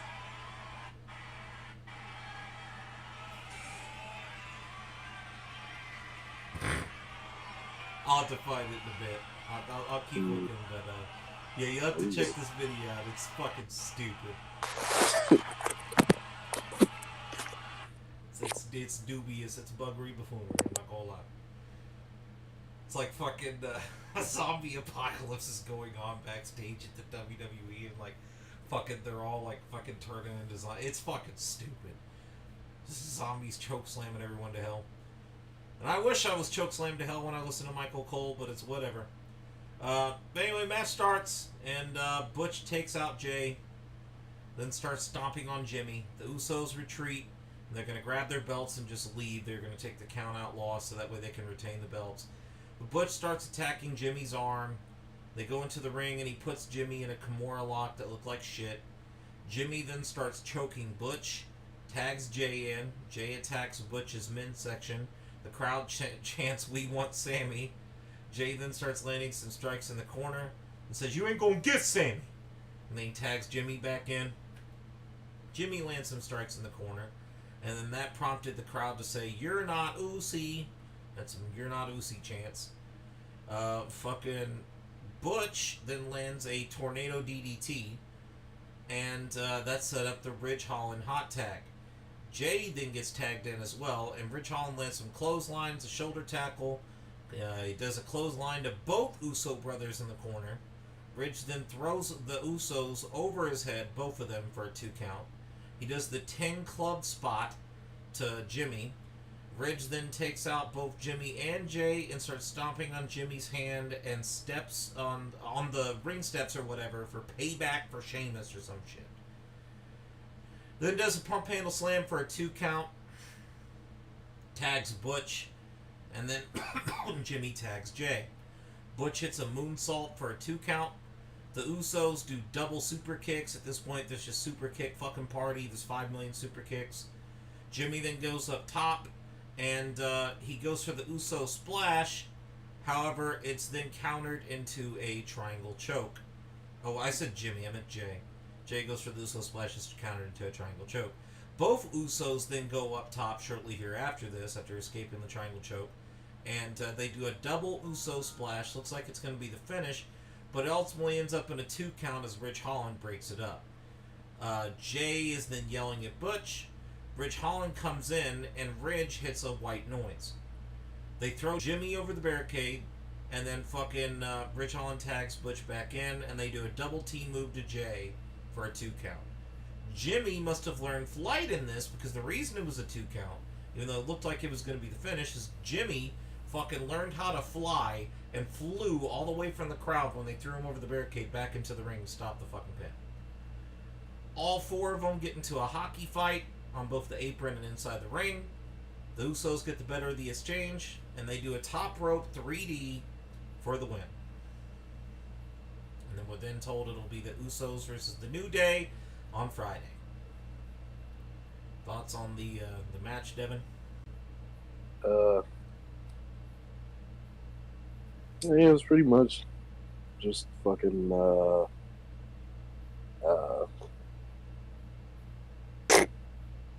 them putting on the most believable match they could, as far as that's concerned. The match itself, I didn't really care because I already knew the end result, so I ain't gonna lie, I ain't paying attention to that. So I was just kind of doing other shit. Obviously, the shit going forward is, can the New Day, or not the New Day, can the Usos beat the New Day on Friday to surpass their fucking record or whatever the fuck? It's gonna be the whole shit. Pretty sure they're gonna do it. Because let's be honest, do we really want another, like Marty attested to both of us, but I'm not sure if anybody else wants another New Day title. Looks good. Yeah. Like this before in my life.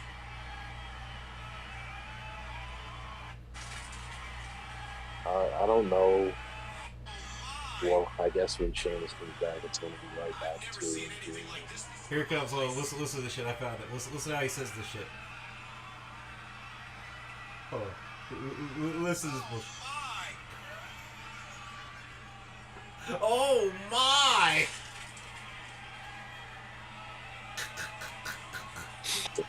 It's so fucking bad.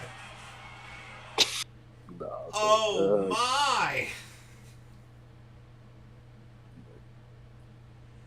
But yeah, no. but it's Yeah. just going forward. It's going to be back to when Sheamus gets back, getting married or whatever the fuck.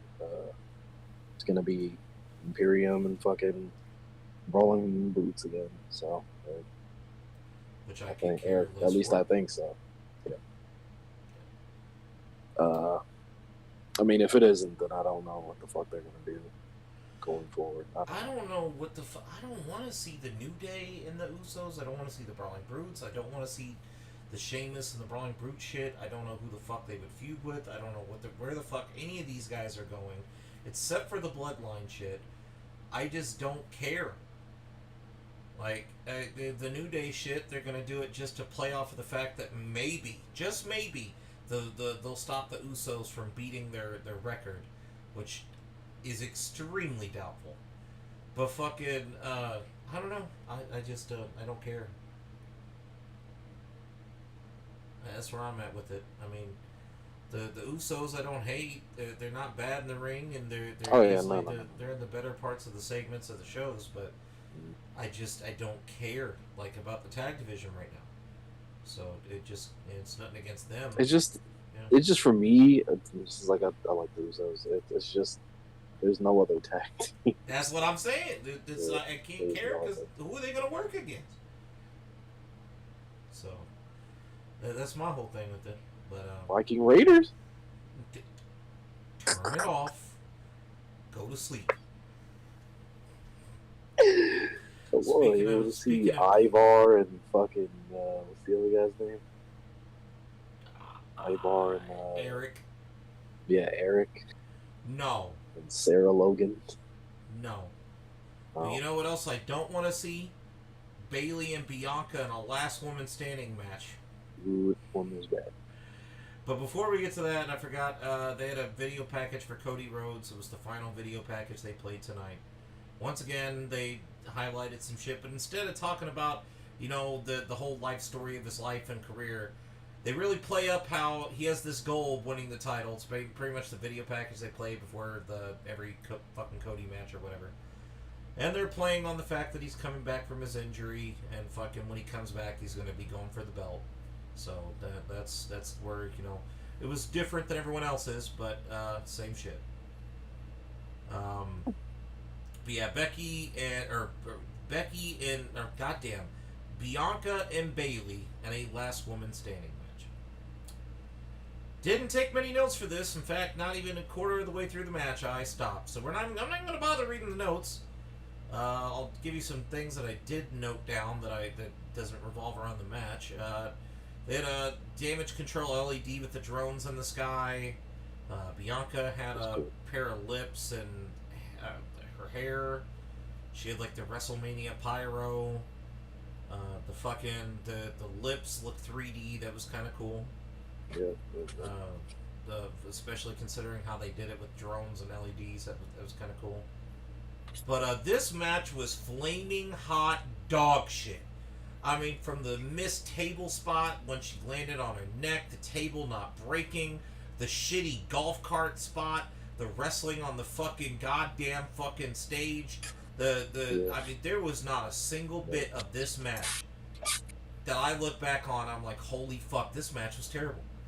I didn't take many notes, so I can't go back spot for spot, but I can tell you right now, when I was watching it, there had to have been at least 20 botches in this match. From simple things all the way to the top. The finish with her trapping her in the ladder was fucking stupid. It looked fake. When she put Bianca in a fucking basket or whatever, like a tote, like an equipment box, and that shit was so fucking dumb.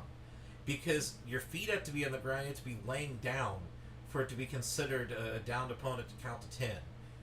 She's not even touching the ground. She's in a box.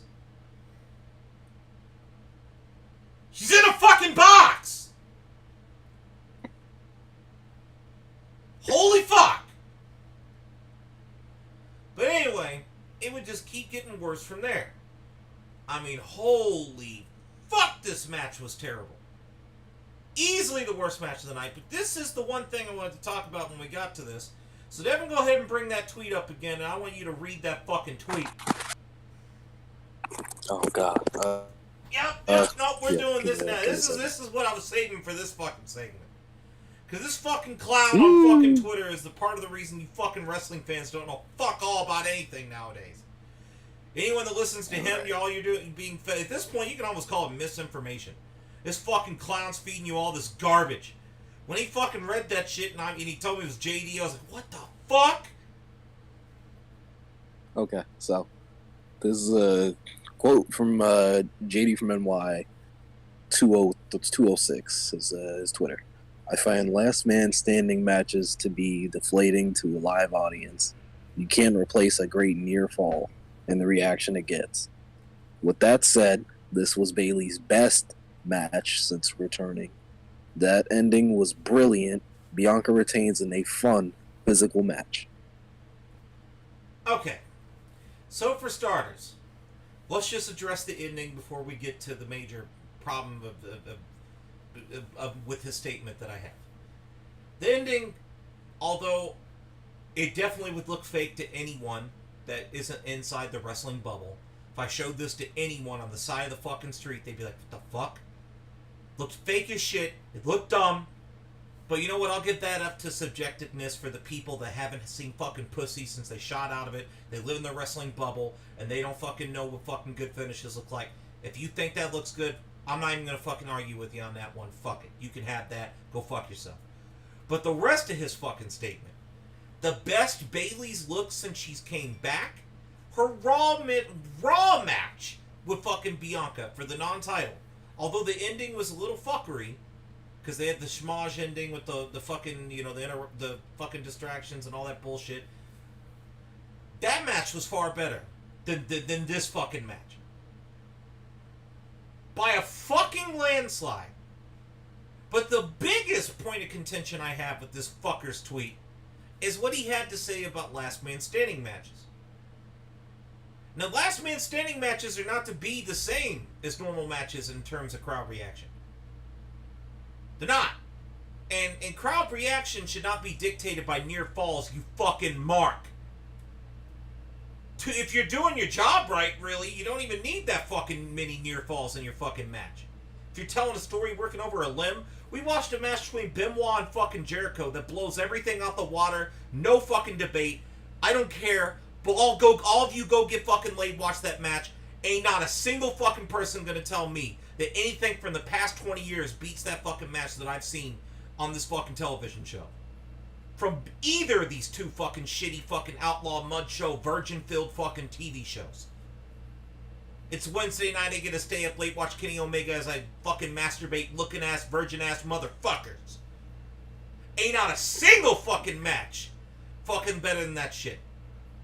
And they didn't have to go and kick out of shit.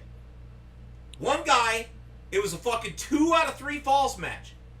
And all they were fucking doing, one guy's trying to take his fucking shoulder apart to open up a weakness to apply his finisher so this way this guy is fucked. The other guy's trying to take his fucking legs out so he can fucking use his fucking finisher to fuck this guy. So that way this fucking match is, the match is fucked.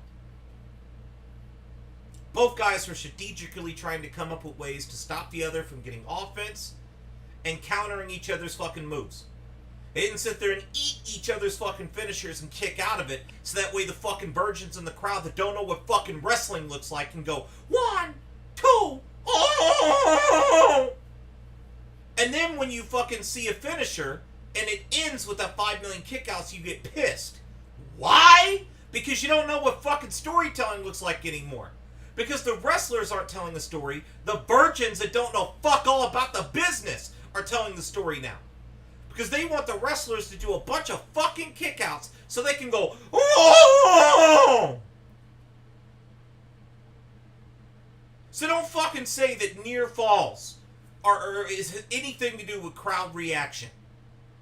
If anything, it has everything to do with crowd retard fucking dation. It's part of the reason none of these finishers look believable anymore. I can hit you at the top rope fucking apple juice adjustment, you kick out, but then you hit me with one spear and it's over? Tell me how the spear did more damage than the apple juice adjustment. Did you work over my midsection in the match? Was my midsection compromised? How did the fucking a fucking top rope fireman's carry to the ground? I'm not even talking about a crazy move like a Canadian Destroyer, because we can go there. Especially for you AEW fucking shills. There's a reason on the fucking goddamn picture I made that Logan Paul has a thumbs up sign and you AEW virgin fucks have a Jordan crying emoji. Hold that L, bitch! Your fucking goddamn company got outshined by a fucker that wrestled 3 fucking matches. 3! 3! And it's not even up for debate. He's better than the entire roster! Not a single fuck! Hell, half the fucks and fucking idiots on the WWE roster are not even as good as this fuck. And he's wrestled 3 fucking matches! 3! That's sad! No, I'm not a fucking Logan Paul dick rider. It's just what I fucking saw on my television. And I don't even want to be saying this. Because to be honest, the Paul brothers, if you listen to my other fucking... I'm not a big fan of these fucking ass clowns. Especially for what they're doing to fucking professional boxing. But in regards to professional wrestling, it's sad to say, but Logan Paul is probably one of the better workers.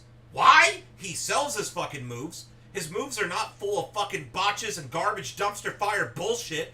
He has in-ring psychology. The motherfucker doesn't do high spot, high spot, high spot. He sets them up in a way. He already landed the biggest move he had in the arsenal, which was the fucking right hand, right? And he knew, okay, if I couldn't put him out with that, that's why he did the table spot. He didn't just do the table spot to be like, table spot.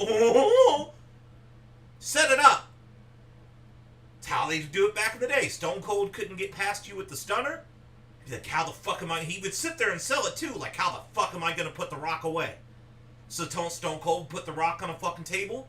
And he'd go over and he'd put the Rock through that fucking table. Now, not every time he'd actually be successful with it. Sometimes the Rock would counter and hit a rock bottom. But you get the point. The whole point of the table spot was because Austin couldn't put him away with his best move in his arsenal. So he's got to come up with something more demonstrative. Now, the psychology behind taking the fucking the shit off the table still looks fake and will forever always look fake. Because I'm going to put you through this table to try to damage you, but I'm going to make sure I soften your landing first. I'm not defending that. But no, yeah, the fucker has more psychology in his left fucking nutsack than half of the fucking roster.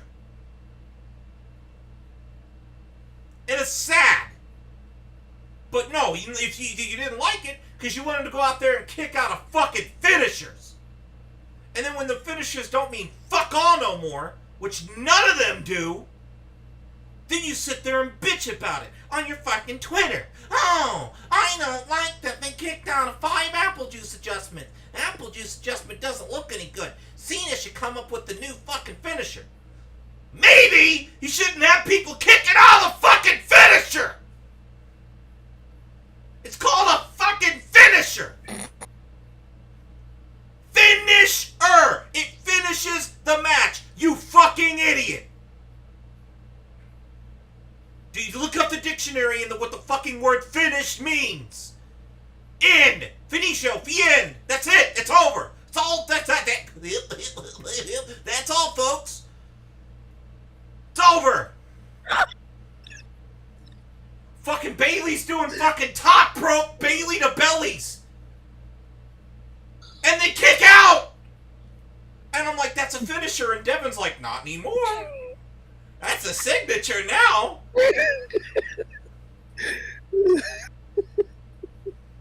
It's fucking trash.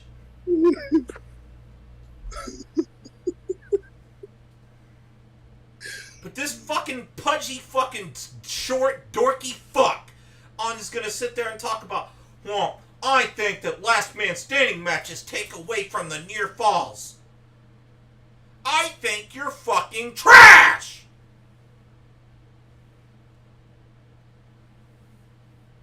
Last man standing matches are not about the near falls. Not even about the counting to 10. It's about the psychology of what's actually going in the ring. It has nothing to do with the fans. The fans are just there to be on a ride. It's more so about what the wrestlers are doing. I.e. how every fucking match is supposed to be, but I digress. But in a last man standing match, it's supposed to be a very big point of the feud. This is a match that you have in the middle or the end of the feud. This is either the break-off match, this is the match that builds the intensity, this is the match where you either get to your highest point or you're building to the highest point. Because the only thing you could do to get higher in a fucking last man standing is like a fucking Hell in a Cell, fucking 2 out of 3 falls, fucking, 3 stages of hell, fucking some crazy match like that. Buried alive, some bullshit. But last man standing is a very fucking important match. Why? Because these guys are sitting there, and the story of the last man standing match is to do the most demonstrative looking moves you can to them, while also keeping it in line with psychology, so it's not looking like I'm just gonna fucking drop what I'm doing to go pick up a weapon to do it, because that looks fake. I'm with you at ringside, I'm beating the shit out of you, I can't put you away with my finisher, but I see the table over there, then I put you through it. I don't sit there while you're laying in the ring while I could be punching you or beating up on you and then just bail and go and grab a weapon, because that looks fake. Because in a real fight, if you really wanted to knock someone the fuck out and you have the advantage, you're on the ground, you're fucking dazed, am I gonna sit there and stop punching you so I can go and grab a fucking table? Please, one of you fucking virgins that tries to defend that, come fight me! I will lay on the ground while you go and grab a table. And I promise you I'll get up and shove that table up your fucking virgin ass! See how well that goes for you. fucking stupid. No, I could beat up Bianca while she's on the ground. But no, I'm gonna go and get in a fucking golf cart! And I'm not gonna try to run her over with the golf cart, because I'm gonna slow down and stop. So she can get in the golf cart with me. Or kick me out of it. And then we're gonna wrestle on top of the golf cart. Oh, boy!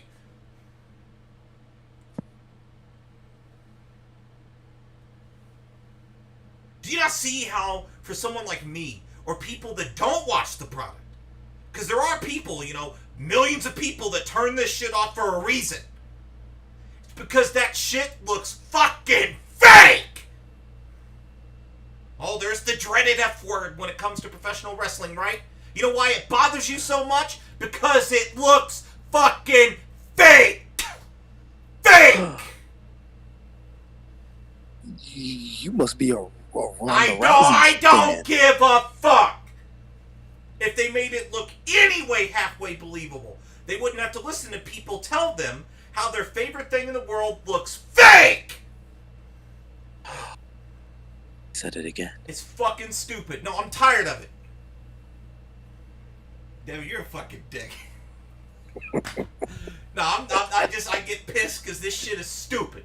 He's really over here fucking pissed about fucking near fucking falls.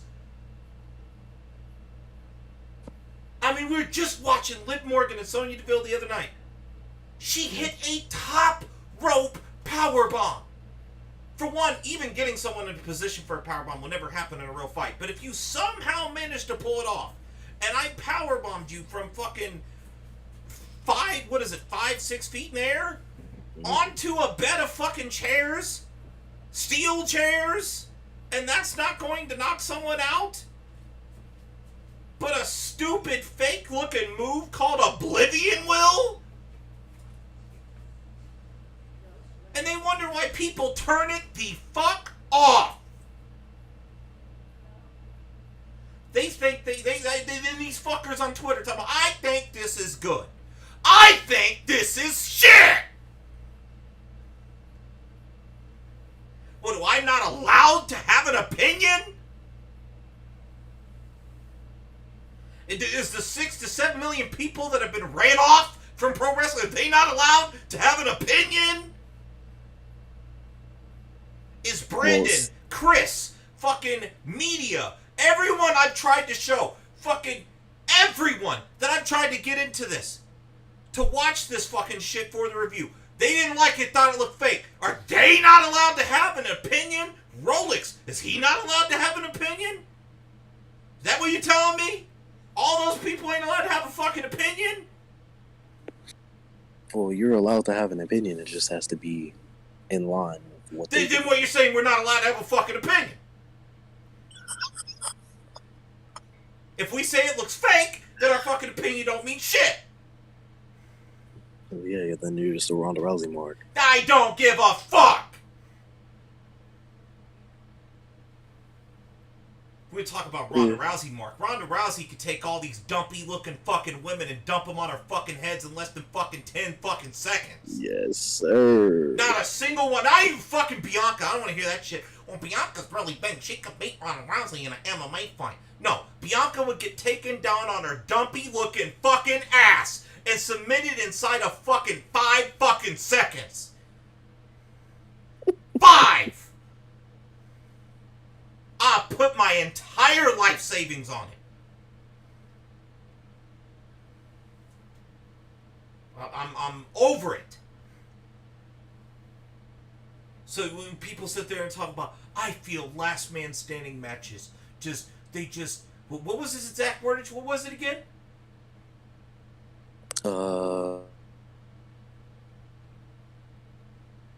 Falls. He said what? They take away from near falls. No. Before that, he said some word. He said they do something to the audience. Oh yeah, they deflate audiences. Live audiences, yeah. Deflate. The only thing you need to deflate is your big pudgy looking fucking head. By the way, shout out to Jade Cargill. Shout out Jake Cargill. Oh my god. Shit all over that fucking mark. You might as well shout out fucking Rebel, fucking Britt Baker, the rest of the Oh, I ain't shouting out that bitch. Woo! No, I ain't shouting out that dumb bitch. But I'll shout out Jake Cargill. Let this fucking virgin know. Let him fucking know.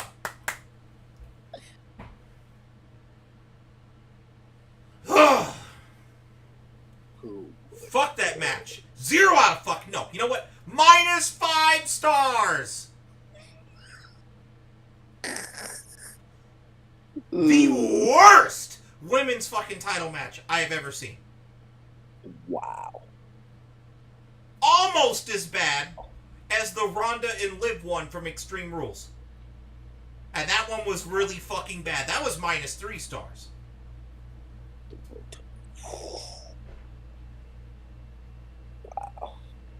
If you had to put a rating on it, because I thought it was at least 2 stars better than that fucking shit show. Jesus Christ. Now go ahead, Devin. Give your thoughts on it. I don't know what to say after you fucking lambasted that shit. I mean, yeah, there was definitely a lot of shit left to be desired in that fucking match. I can't wait for Botchamania. I can't wait. The shit that really took me out of it was there was a few spots that I remember specifically. The fucking equipment box shit was dumb. I remember looking at that like, what am I playing fucking 2K? I'll tell you where I got taken out of it. I'll tell you the last piece of notes before I stopped because I wanted to turn it the fuck off. So I'll read the few pieces of notes that I have. So Bailey throws Bianca into the turnbuckle. And that got a 3 count, because we're going to start the last man standing match at the very beginning of the match. Oh, yeah, I remember the 3 count. yeah. Then she throws Bailey outside. That got a 4 count. Then Bailey grabbed a kendo stick, and it got fucking smacked and flew onto a barricade, and a kid grabbed it. I think someone hit like a drop kick, and they were down for like a 3 count. And I was like, you know what? No, fuck this shit. Well, no, because it's you know what, hey, remember this is the last man standing match. Hey, remember this is the last man standing match. Hey, you remember it's the last man standing match? Do you know what match this is? It's the last man standing match. You gotta remember. Hey. No, goddamn Triple H doing backbreakers to Shawn Michaels on a fucking steel chair, fucking taking a goddamn sledgehammer and driving it through this motherfucker's surgically repaired fucking back, fucking all kinds of crazy spots in these last man standing match. Batista and fucking Taker ramming through the fucking goddamn set with the fucking explosion. Fucking Edge fucking throwing Cena off the stage into an explosion in the equipment pit to win a fucking last man standing match. You have to do some serious fucking shit. Fucking in an I Quit match. Similar concept, except it's, you just get him to say I quit. But fucking The Rock's over here hitting fucking Mick Foley with 15 fucking unprotected chair shots. There's a reason we don't get many of these matches anymore, because it's impossible to do them nowadays with, one, how PC everything is. Yeah. Can't do the chair shots anymore, can't do any of this fucked up shit anymore. And 2, because it's too fucking violent. These matches have to be violent for it to work. You telling me I throw you into the turnbuckle and you're gonna... If in a normal match, right? Like, alright, in a normal match, if I threw you in the turnbuckle, so if you're telling me in this match you're down for 4 seconds, then I should be able to go and pin you, right? And you're not gonna kick out? Because you were down for 4 seconds. Right? Mm-hmm. I mean, come on. Just throwing you into a turnbuckle. So then, why the fuck is it when I throw you into a turnbuckle in a normal match, I can't fucking pin you and then beat you? Well, it doesn't work like that. Well, I don't give a fuck. So it's the last man standing match. You can't do that. I don't give a fuck. You can get away with it. Go watch the fucking last man standing match from the Royal Rumble of 2004 between Triple H and Shawn Michaels. It's the last match before the fucking Rumble. Go watch that fucking match. It's like you go to like the hour fucking minute mark or something like that. It's like right around there. Go watch that fucking match. Hell, most of the match you'll notice if you take notes is Triple H working over Shawn's back, so when he hits even something like a fucking spine buster, since he spent 5 minutes of the match attacking this motherfucker's back, Now even a spine buster might be like, oh wow, yeah, maybe he won't get up from this. Then when he does a backbreaker onto a fucking steel chest and this motherfucker gets up at the count of 9.5. About to say 10, he barely gets up and he's dragging himself on the ropes to get up. You're like, damn! Then he takes a sledgehammer and drives it through this fucking motherfucker's back, and you're like, oh, that's it. That's it. Why? Because he sat there for 5 minutes working over his fucking back. It's a surgically repaired back. That just added to it. Didn't even have to be that. It's just that added to it. Fucking stupid. I'm gonna throw you in a fucking turnbuckle post. Not fucking 4 count.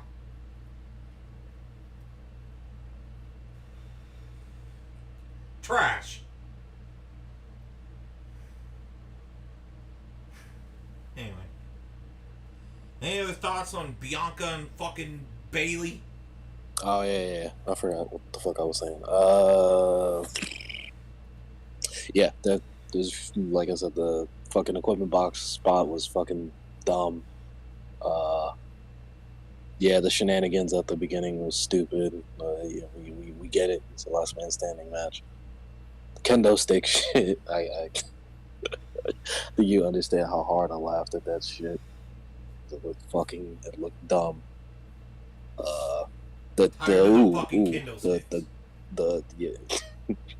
Every match where there's a stipulation where there's you can use weapons. Everybody fucking let's go grab the kendo stick.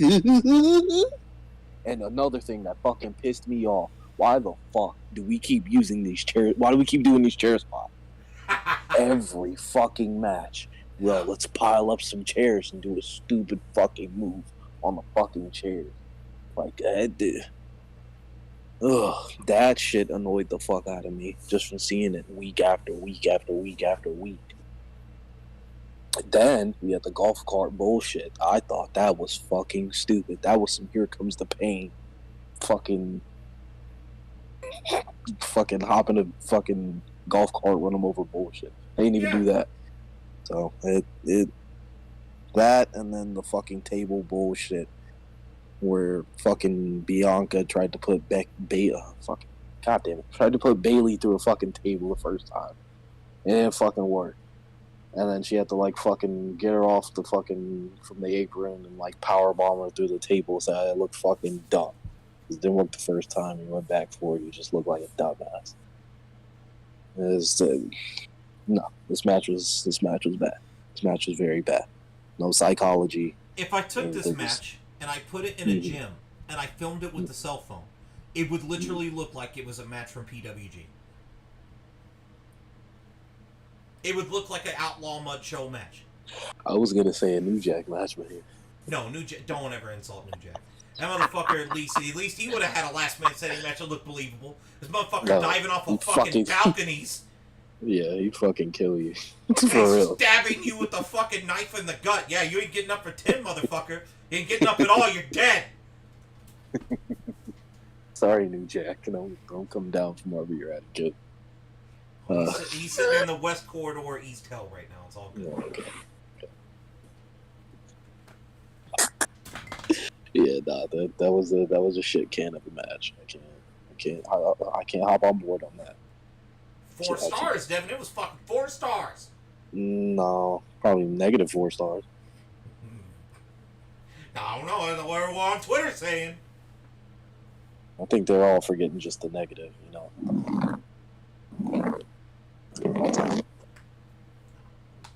Yeah, no, bad match. Dumpster. Belongs in a fucking dumpster. You know what? And you know what else belongs in a dumpster? This next fucking segment, because I'm over it. Oh, Uncle fucking Howdy. Oh, come on. Bray Wyatt comes out. The drones are in the fucking sky. Look cool. Shitty theme playing.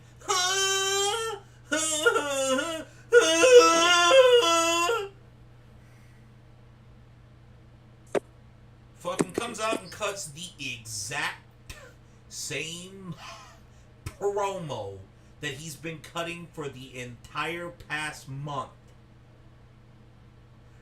And it went the exact same way. with a video playing on the Titantron, just like it has been for the past fucking month. Well, you don't understand. It comes on video, Uncle Howdy told him to let him in. He told him to put the mask back on. He's gonna like how it feels. What did he say last week? He told him to put it in and let him in and put the mask back on and like how it feels. What did he say the week before? He told him that he's coming and he's gonna put the mask back on and like how it feels. What did he say the first week? Oh. 4 weeks of the exact same fucking shit! What is this doing for Bray Wyatt? We've had one, count them, one segment that was any bit different. And that was last night when he was backstage yelling at some random fuck backstage. That's it. Every other Bray Wyatt segment that I have seen this motherfucker in has been the exact same shit. Comes out talking about how it's new, it's different being me. Talks about how, oh, poor me, my life was depressing, all this and that. It worked the first time because it came off as genuine. When you do it another 3 more times, it's like, okay, we fucking get it. When are we going to start getting the Bray Wyatt we want? A whole month? A month? And we don't have shit? So you're telling me that that's the absolute best that segment could have been written up as? The absolute best. There's not a single thing they could have done better. Is that what you're going to tell me? Is that what you fucks on Twitter are going to tell me? No. They could have done better. They should have done better. It was a waste of fucking time. Get it off my fucking television screen. I'm done. I don't want to see Bray Wyatt until this shit starts actually advancing. If anything, I feel like it's losing steam. The crowds are getting more and more quieter. Came back, monstrous pop. Night after, monstrous pop. Second week, mid pop. It was okay, pretty big pop. Third week, motherfuckers don't care. This week, motherfuckers is quiet. They don't care. Why? Because we're just waiting now. We're waiting to see what the fuck's gonna happen. In this movie, you shouldn't have to wait a whole fucking month. If they didn't have anything ready for him, if they didn't know where they were gonna go from here, then maybe they should have waited to bring him fucking back until they had something figured the fuck out. Especially considering that he was brought back on one of the worst pay-per-views of the fucking year. So just like I said during Extreme Rules, just like I said the week after, just like I said the week after that, just like I said the week after that, and just like I'm saying now, Bray Wyatt is being fucking wasted.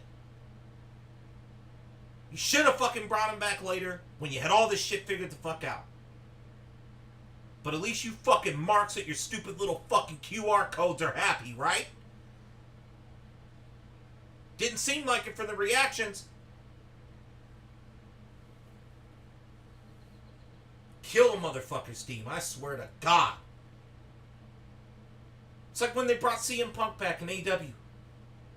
Monstrous pop. You know why they didn't retain any of those viewers? They didn't give them anything to hook them. Brought them back, everyone's interested. People that didn't even watch AEW, people that stopped watching WWE, they all tuned in to see this. The United Center, which never has been sold out by WWE. Think about that. They owned a WrestleMania there, they couldn't even sell it out. WrestleMania 22. AEW sells it out without even fucking mentioning that this motherfucker is going to be in the card. They sold it out off a hope and a prayer. Everyone was ready to see this motherfucker come back. Why didn't they tune in the next week? Because nothing hooked them. You brought him back for a pop. He said some bullshit talking about, I'm back! Okay, what are you going to be doing? Who are you going to be feuding with? When The Rock came back after 7 years, they immediately programmed it with Cena. So that way the virgins that liked Cena and the fuckos that were watching, and then the majority of the fan base that hated Cena at that time that were watching, they had something to sink their teeth in. Okay, Rock Cena. The people that tuned back in to see The Rock return, they had something to sink their teeth in. Okay, I get to see Rock and Cena. They gave you something to hook you. All the people that stopped watching because of Cena. They tune in, they find out The Rock's going to be programmed with them. Gives them, the people that stopped watching, something to be hooked to. Bray Wyatt comes back. What do they have to hook you to tune in every week to see this shit? Nothing! Wasted a return. For what? Nothing.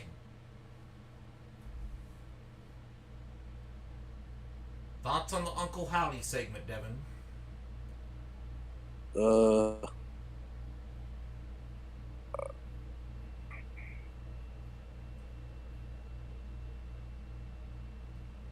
don't fucking know.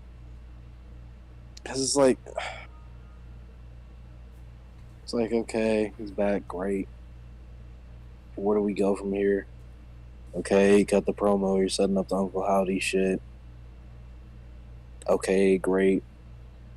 Like the week before the pay-per-view, everyone figures out fucking Uncle Howdy's literally just fucking, it's obviously literally just Bray Wyatt.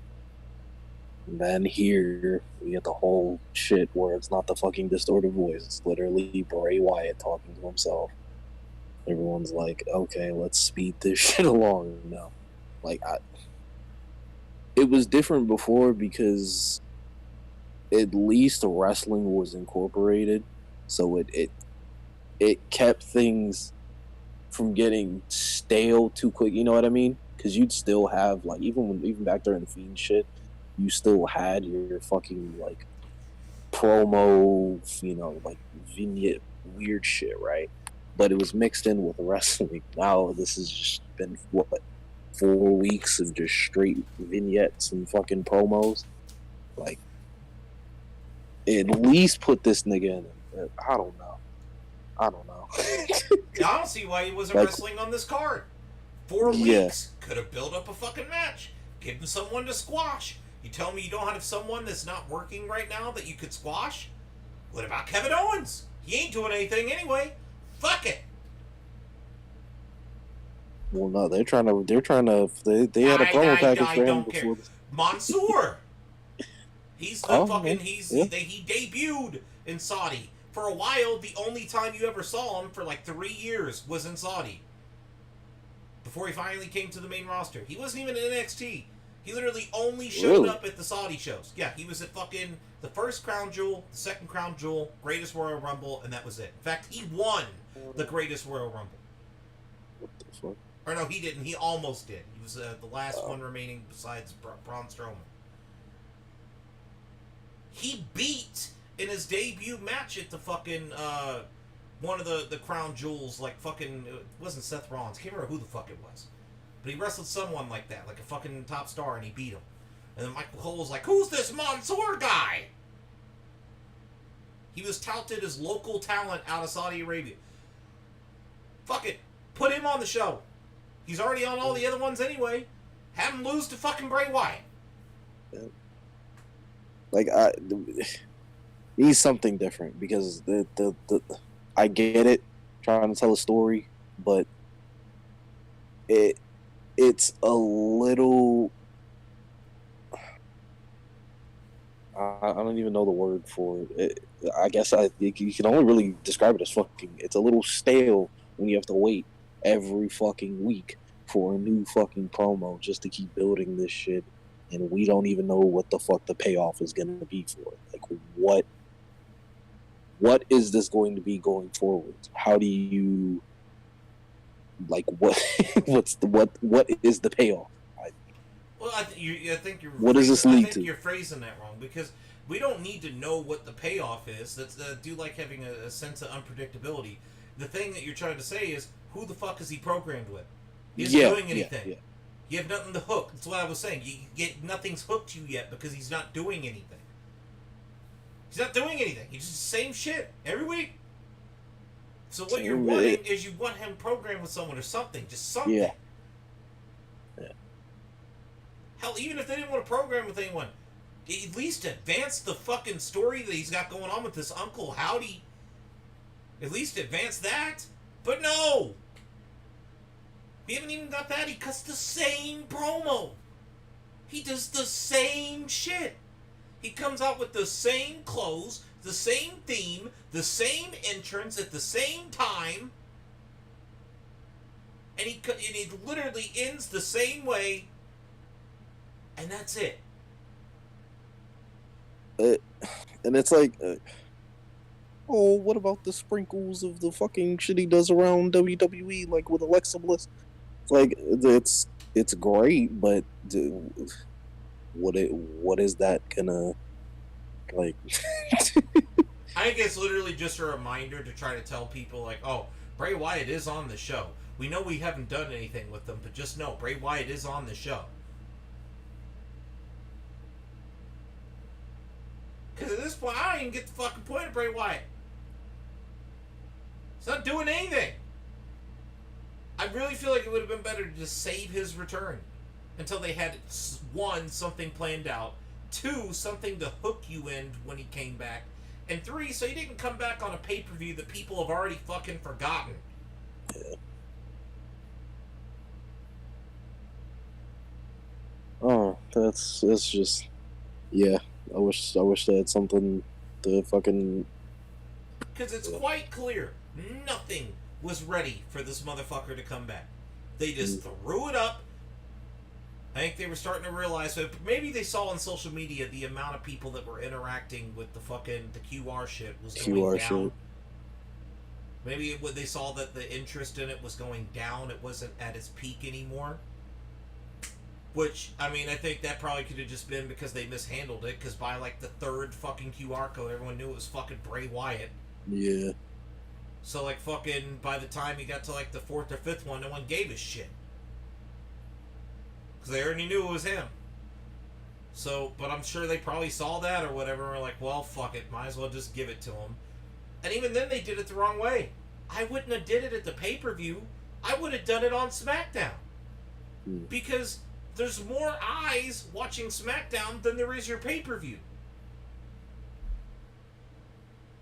Don't you want more people to see that he's back? Which is part of the reason why, since they did it at the pay-per-view, they gave you the exact same segment on SmackDown. So that way the people that didn't watch the pay-per-view, they got the same shit, except it didn't feel as organic to them, because they already knew he was back. They wasted this entire return. Entire return. And someone would be like, well, no, you're going to put it on the pay-per-view because then it's on the pay-per-view. No, you put it on a pay-per-view when people are actually going to buy pay-per-views, but since they're not in the business of selling pay-per-views anymore, at this point, I would have just put it on the show it's going to get us the most eyes.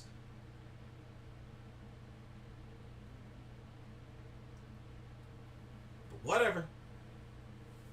Thank God we can finally move away from this shit and we can get into some fucking good shit. Because as negative as the past two segments I might have been, through, I didn't hate this show. I just fucking hated that women's match. I hate how the fucking fan base acts. And I fucking hated the goddamn... The two of these matches on the show could have been taken off and it would have been 30 minutes shorter. But the main event at least made up for it. So, next match, Logan versus Roman Reigns. Logan Paul, Roman Reigns. It's the same fucking video package from last night. The only difference being they changed the... in one of the graphics it said tonight or earlier tonight. That's what it said last night. Well, now it says today on that graphic it said last night. It's literally the same video package except for that one change. Anyway, they hyped up the fucking one lucky shot. Roman and Logan get some huge, big budget entrances. Logan came down from some big ass tower thing. Ridiculous amount of pyro. All the fucking glitz and glamour. Fucking Roman came out and fucking, when he's at the stage, they shot off fucking the whole WrestleMania pyro. He gets in the ring and they shoot off like the ending of WrestleMania pyro. I mean, you got pyro shooting out of the stage, shooting out of the ground, shooting out of the walls, shooting out of the ceiling, shooting out of his ass. I mean, there's pyro everywhere. And then fucking the match begins after the introductions. The drones for both entrances look cool. Fucking, I called it the pyro when he was in the ring. I called it the God mode pyro. Because goddamn. But Michael Cole, before the match starts, kept trying to tell the story that Roman is underestimating Paul, that he's talked to people behind the scenes, and that apparently Roman isn't even worried, and all this, whatever. Match starts with the collar elbow tie-up. They try to throw each other around, but they're equal in strength. Logan then does a waistlock takedown, and then Reigns does a takedown of his own. Logan hits a belly to belly. Roman dodges and fucking hits a clothesline. Or he dodges a clothesline and goes outside. Roman then hits a body shot and an elbow, followed up by a vertical suplex for a 1 count. Logan then escapes a back suplex attempt. And he had, when he rebounded off the ropes, he did this like leapfrog over Roman, showed off an impressive vertical to counter that, and then he hit a hip toss. Throws Roman outside. Did a crossbody to Roman off of the barricade. He went onto the barricade, did a crossbody to him. And the whole reason he hit that is because Roman was sitting there taunting and looking cocky. He then, this one was actually kind of impressive considering how terrible both CM Punk and Hangman Page lately have been using this move. In fact, I think, I told Devon, I was like, find me a fucking shot where this fucking bum hit this move better than Logan Paul did, because I was really impressed. He had a buckshot lariat. Actually looked really fucking good. He most of the time when Hangman Page hits it and CM Punk, they'll flip over. There's like a delay before they hit the clothesline because it's not all in one motion. This motherfucker did this all in one motion again. Third match. Third. 1, 2, 3. Third. That's ridiculous. For a 2 count. He then did a springboard, but he landed right into a Roman right hand. This is where Roman's going to start taking over the match. Applied a rear chin lock. Did the shitty looking clotheslines in the corner that I thought Roman had gotten rid of by this point. I hadn't seen him do it in a while, but he did it here. He then did a jumping clothesline for a 2 count. Roman applied a chin lock again. Logan fights out, and he hit a gut-wrench suplex that actually looked really good. Hit some body shots, some clotheslines, and a scoop slam, but on the scoop slam attempt, Roman was able to escape. Logan then goes on the second rope and did a diving blockbuster. Again, looked really good. He then bounced off the ropes and did a diving forearm, to which Michael Cole called a fucking Superman punch. But not only did he call it a Superman punch, he had to scream it. Superman punch! Superman punch! Wade Barrett had to correct him on commentary, because it was very fucking clear that it was a fucking diving forearm, but whatever. He even did the kick up too, like fucking, like Shawn Michaels. Logan then goes up top, hits a crossbody, and then stands back up and hits a standing moonsault. Didn't look too bad for a 2 count.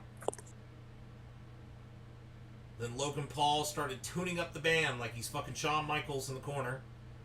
And Roman countered the super kick with a Uranagi that looked pretty good for a 2 count. Roman then goes for the stupid man punch, but he misses, and Logan then hits him with the one lucky punch. Followed by another punch. Because the one punch that he hit had Roman like gazed, but it didn't put him down. He then floored him with the second one for a 2 count. When he hit that, Paul Heyman's losing his fucking mind. Roman's selling as if like, what the fuck did I just get hit with? And Logan Paul's starting to realize that he has an opportunity and he's trying to capitalize on it. But he's also selling when he fucking kicks out. He's like, God damn, that was my best shot. Which is why they then went outside after Roman retreated. Which, by the way, he was trying to stop Roman from rolling outside the ring.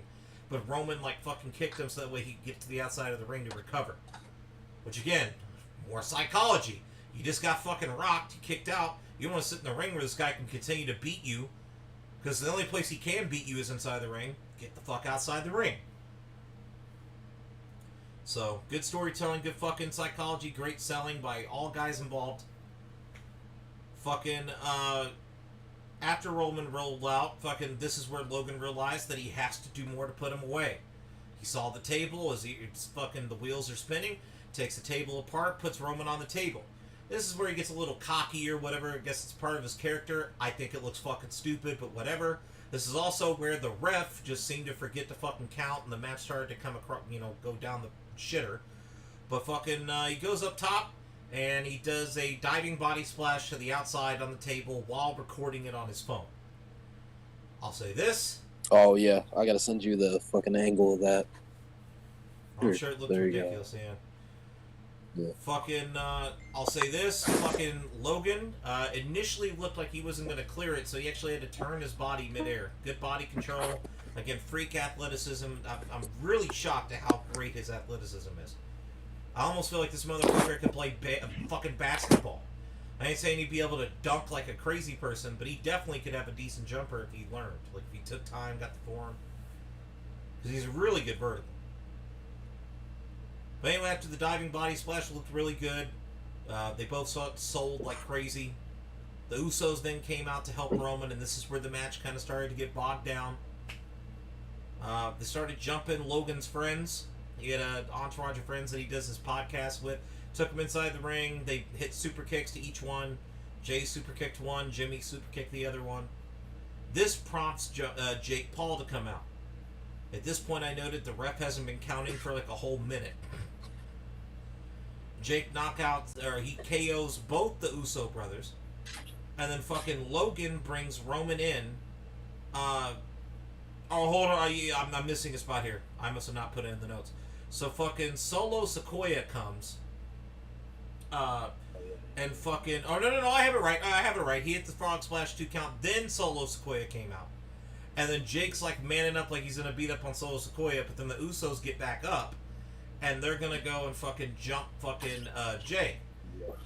And then fucking Logan does an outside dive to take out both of the Uso brothers. And then fucking Logan goes back in the ring, but when he goes back in the ring, he eats a stupid man punch for his troubles, followed up by a spear, and that was how Roman would win the match. But after winning, Roman's selling it like, who the fuck is this motherfucker? Like, he couldn't believe how fucking good Logan Paul was or whatever. That's kind of how he's selling it. He didn't anticipate him to be this good. Fucking, I did note there was no Sammy. I thought that was a little weird. But, everyone involved, even Paul Heyman doing the whole fucking shit where he's holding his chest and his heart like, oh, fuck, I was too close. And then and Logan realizing he was just that close. He's selling that in the ring. Jake's with him. Was not bad. I was really shocked. Now, me and Devon, I talked to Devon about this. We said it. I can't remember what review it was, but we mentioned, I told Devon, I was like, the build probably isn't that great. But the match, they're going to be working on this match. It's probably going to be really choreographed. They've probably been working on this for a while. So I at least expected the match to deliver, but I didn't think the build was going to be the greatest. And that's pretty much how it went. The build wasn't terrible, but they did everything correct. I mean, they did what they were supposed to do. They're supposed to hype up the fact that he's going to beat him with the one lucky shot. Because they got to get the marks, especially the little kids. That's one thing we always forget about at times, too. The show is still catered towards little kids also, because you have to give them something to believe in, too.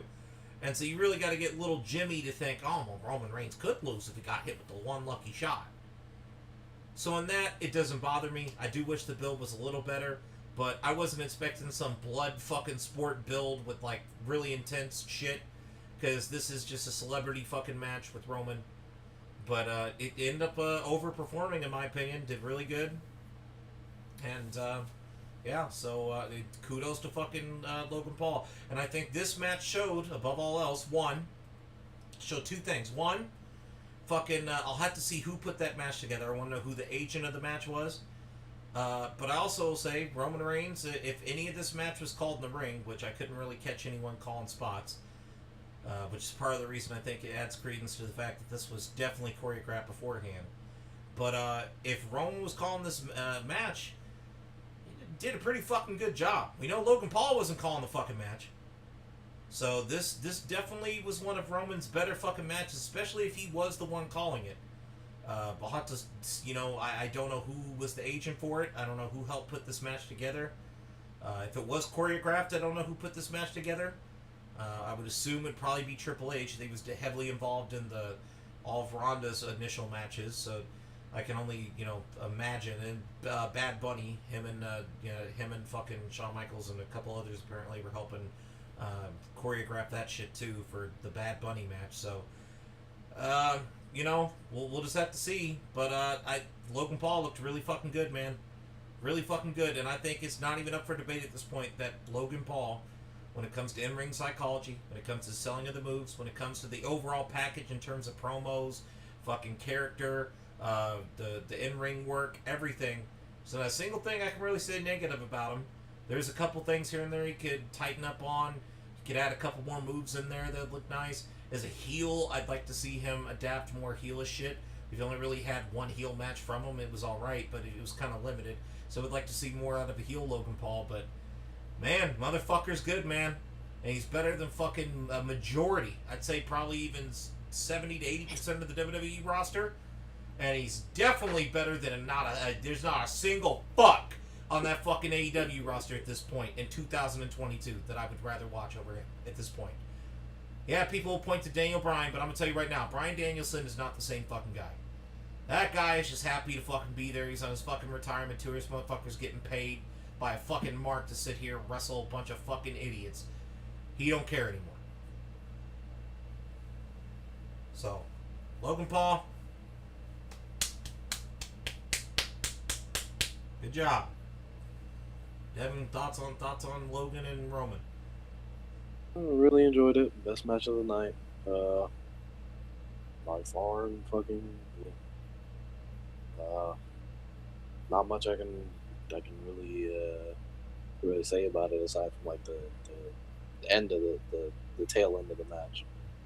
There got to be a little bit of fucking shenanigans, a lot of hoopla, but I mean, all in all, another good fucking performance by Logan Paul. Yeah, there's just hasn't meant the build they weren't gonna get me to. It's just at the end of the day, it doesn't matter because the match fucking delivered. I was entertained by the shit that happened. So it doesn't matter if the fucking build was shit. The match itself was good. That's what I'm here for. I'm here for wrestling. You know, I'm not here for World Wrestling Entertainment. I'm here for wrestling.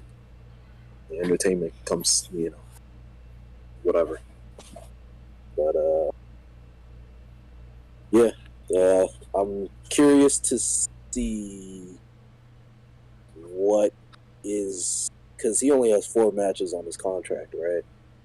It was like a 5 or 6 match deal or something like Okay. that, yeah. Okay.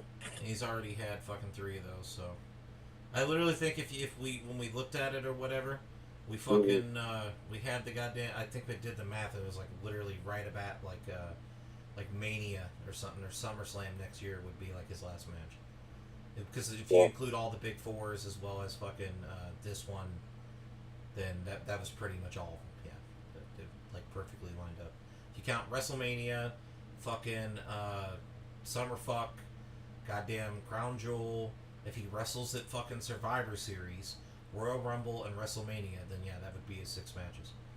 Or if you don't count WrestleMania initially from this year, because I think he signed that deal afterwards, then fucking, then yeah, in that case it would be SummerSlam next year would be his last one. But yeah, I'm assuming he's only going to work the big fours for their stadium shows. So I'm curious to see what he's gonna do next. What about, is Jake Paul also doing like a what's his deal? I don't know. I don't. Jake Paul isn't like signed to a deal with them, but I'm sure the fucking if they wanted to have him do something with them, they obviously had him here tonight. I'm sure right now he's probably just on a per appearance deal. Like anytime they want to bring him in to do something, but would not shock me if they do another match with Logan and someone, and they end up setting up a Logan and Jake match because they have Jake turn on him or something. It would not shock me at all, especially with how many views that shit would bring in from both of their respective YouTube channels. Oh yeah. You could have both of them on social media trading jabs, making videos, roasting each other, fucking playing off real life shit, talking about I'm the better fighter, it's why you got beat by KSI. Fucking, there's a whole bunch of shit you could do there. So, I don't see why the fuck not.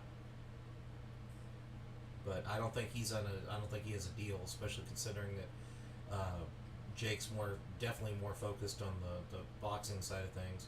He's got to find a bunch of fucking 50-year-olds to fight. So.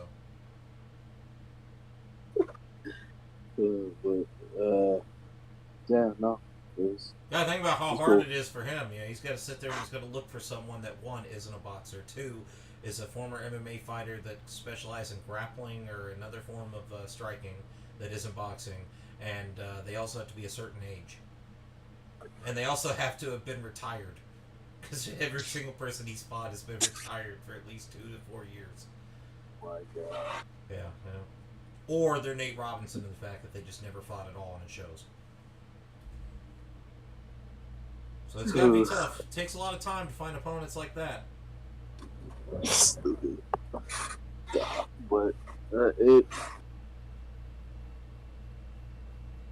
God, I lost track of what I was. Well, let's just go back to the match. Yeah, I also thought it was weird seeing me not being that, but I guess there was something fun. This is not wrestling related, but I just gotta say it.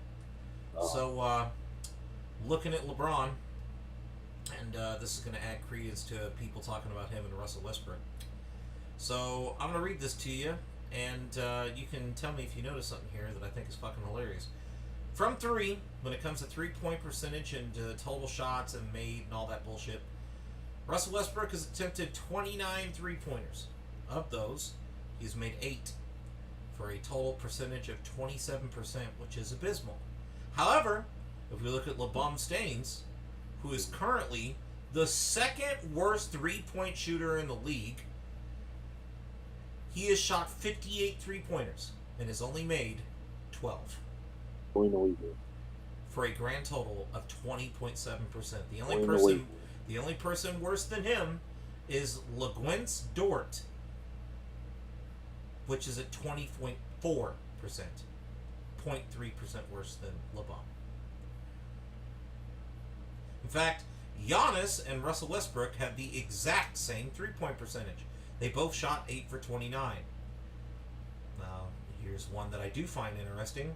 Luka Doncic has shot 65 3-pointers and has only made 17 of them, for a grand total of 26% from 3-pointer.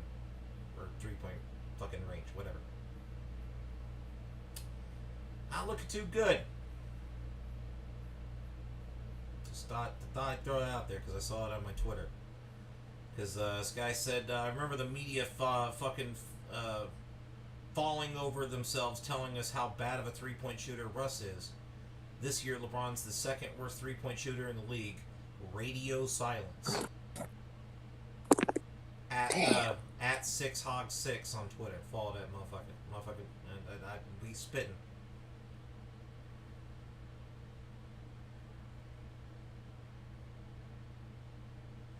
Dave Meltzer on Twitter, he said, so someone tweeted at him and said, if Logan Paul isn't your rookie of the year, then there is something wrong with you. He responds with, there is real stiff competition this year. Braun Breaker and Fujiwara in Dragon Gate. Hook qualifies as well. What? Wait, what? He said, and I quote, there is real stiff competition this year.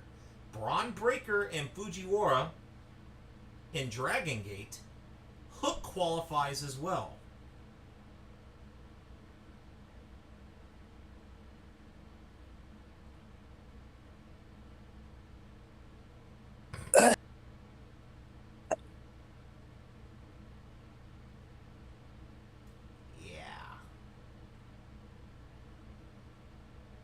I don't know why people are hung up over those goddamn fucking... those shitty goddamn fucking rankings anyway.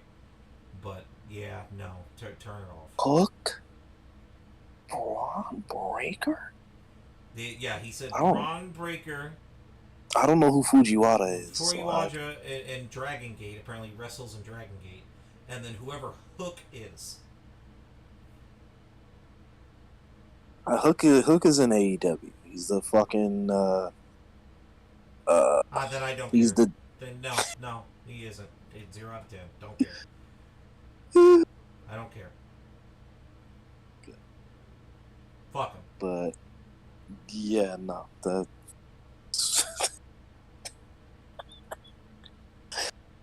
No, that fucking the match was good, goddammit. Thought it was weird Sami Zayn wasn't there. Fucking Solo, it's pretty much a non-factor in that motherfucker. I didn't see the point of him coming out, aside from just doing the "We the Ones" pose. Once the $50 fucking billion worth of pyro went off at the end of the show, Oh yeah, fucking Roman busted his ass. I forgot about the pyro at the end. That shit Yeah. was fucking ridiculous. Yeah, nah, that pyro was like that nigga Roman had pretty much conquered the world. They gave him literally infinite fucking GTA dollary do fucking pyro. That shit was wild. Yeah, like damn near blew up the stadium. But yeah, no, good match. I'm glad it delivered. I'm glad it delivered. Yeah, that's about You it. know, it was crazy when you watch that dive Uh-huh. with Logan. It's so weird to see like just how slow it looks. Almost looks like you put it in slow motion, but it's really not. It's just how like Yeah, it's so weird. Looks a lot faster in motion than it does actually. Mhm. You know, yeah.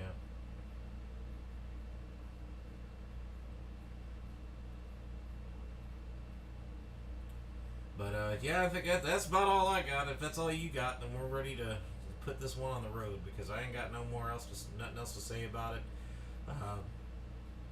Wasn't bad. You know, would I recommend going out of your way to watch this? I mean, if you're a fan of Roman or you know you wanted to watch a WWE pay-per-view this year and you haven't been satisfied with the other ones, yeah, go ahead and check it out. But outside of that, you know, still wouldn't get you.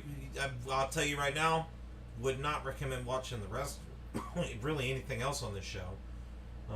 If you're a Brock or Bobby fan, you'll like the opening, but that's about it. I mean, everything else belonged on a Monday Night Raw. Could have easily been taken off. If you're a Drew McIntyre mark, I'm sure you'll get a kick out of that match. If you're a Karrion Kross fan, you're probably crying yourself to sleep. And if you're a fucking Bianca or Bayley fan, get the fuck off of my live stream. good. But we'll see you all on Friday because we're not going to be doing a review on Monday. And I'm sure after I get done with this, I'm going to have to listen to fucking JD. This motherfucker Devon's going to make me hear this shit.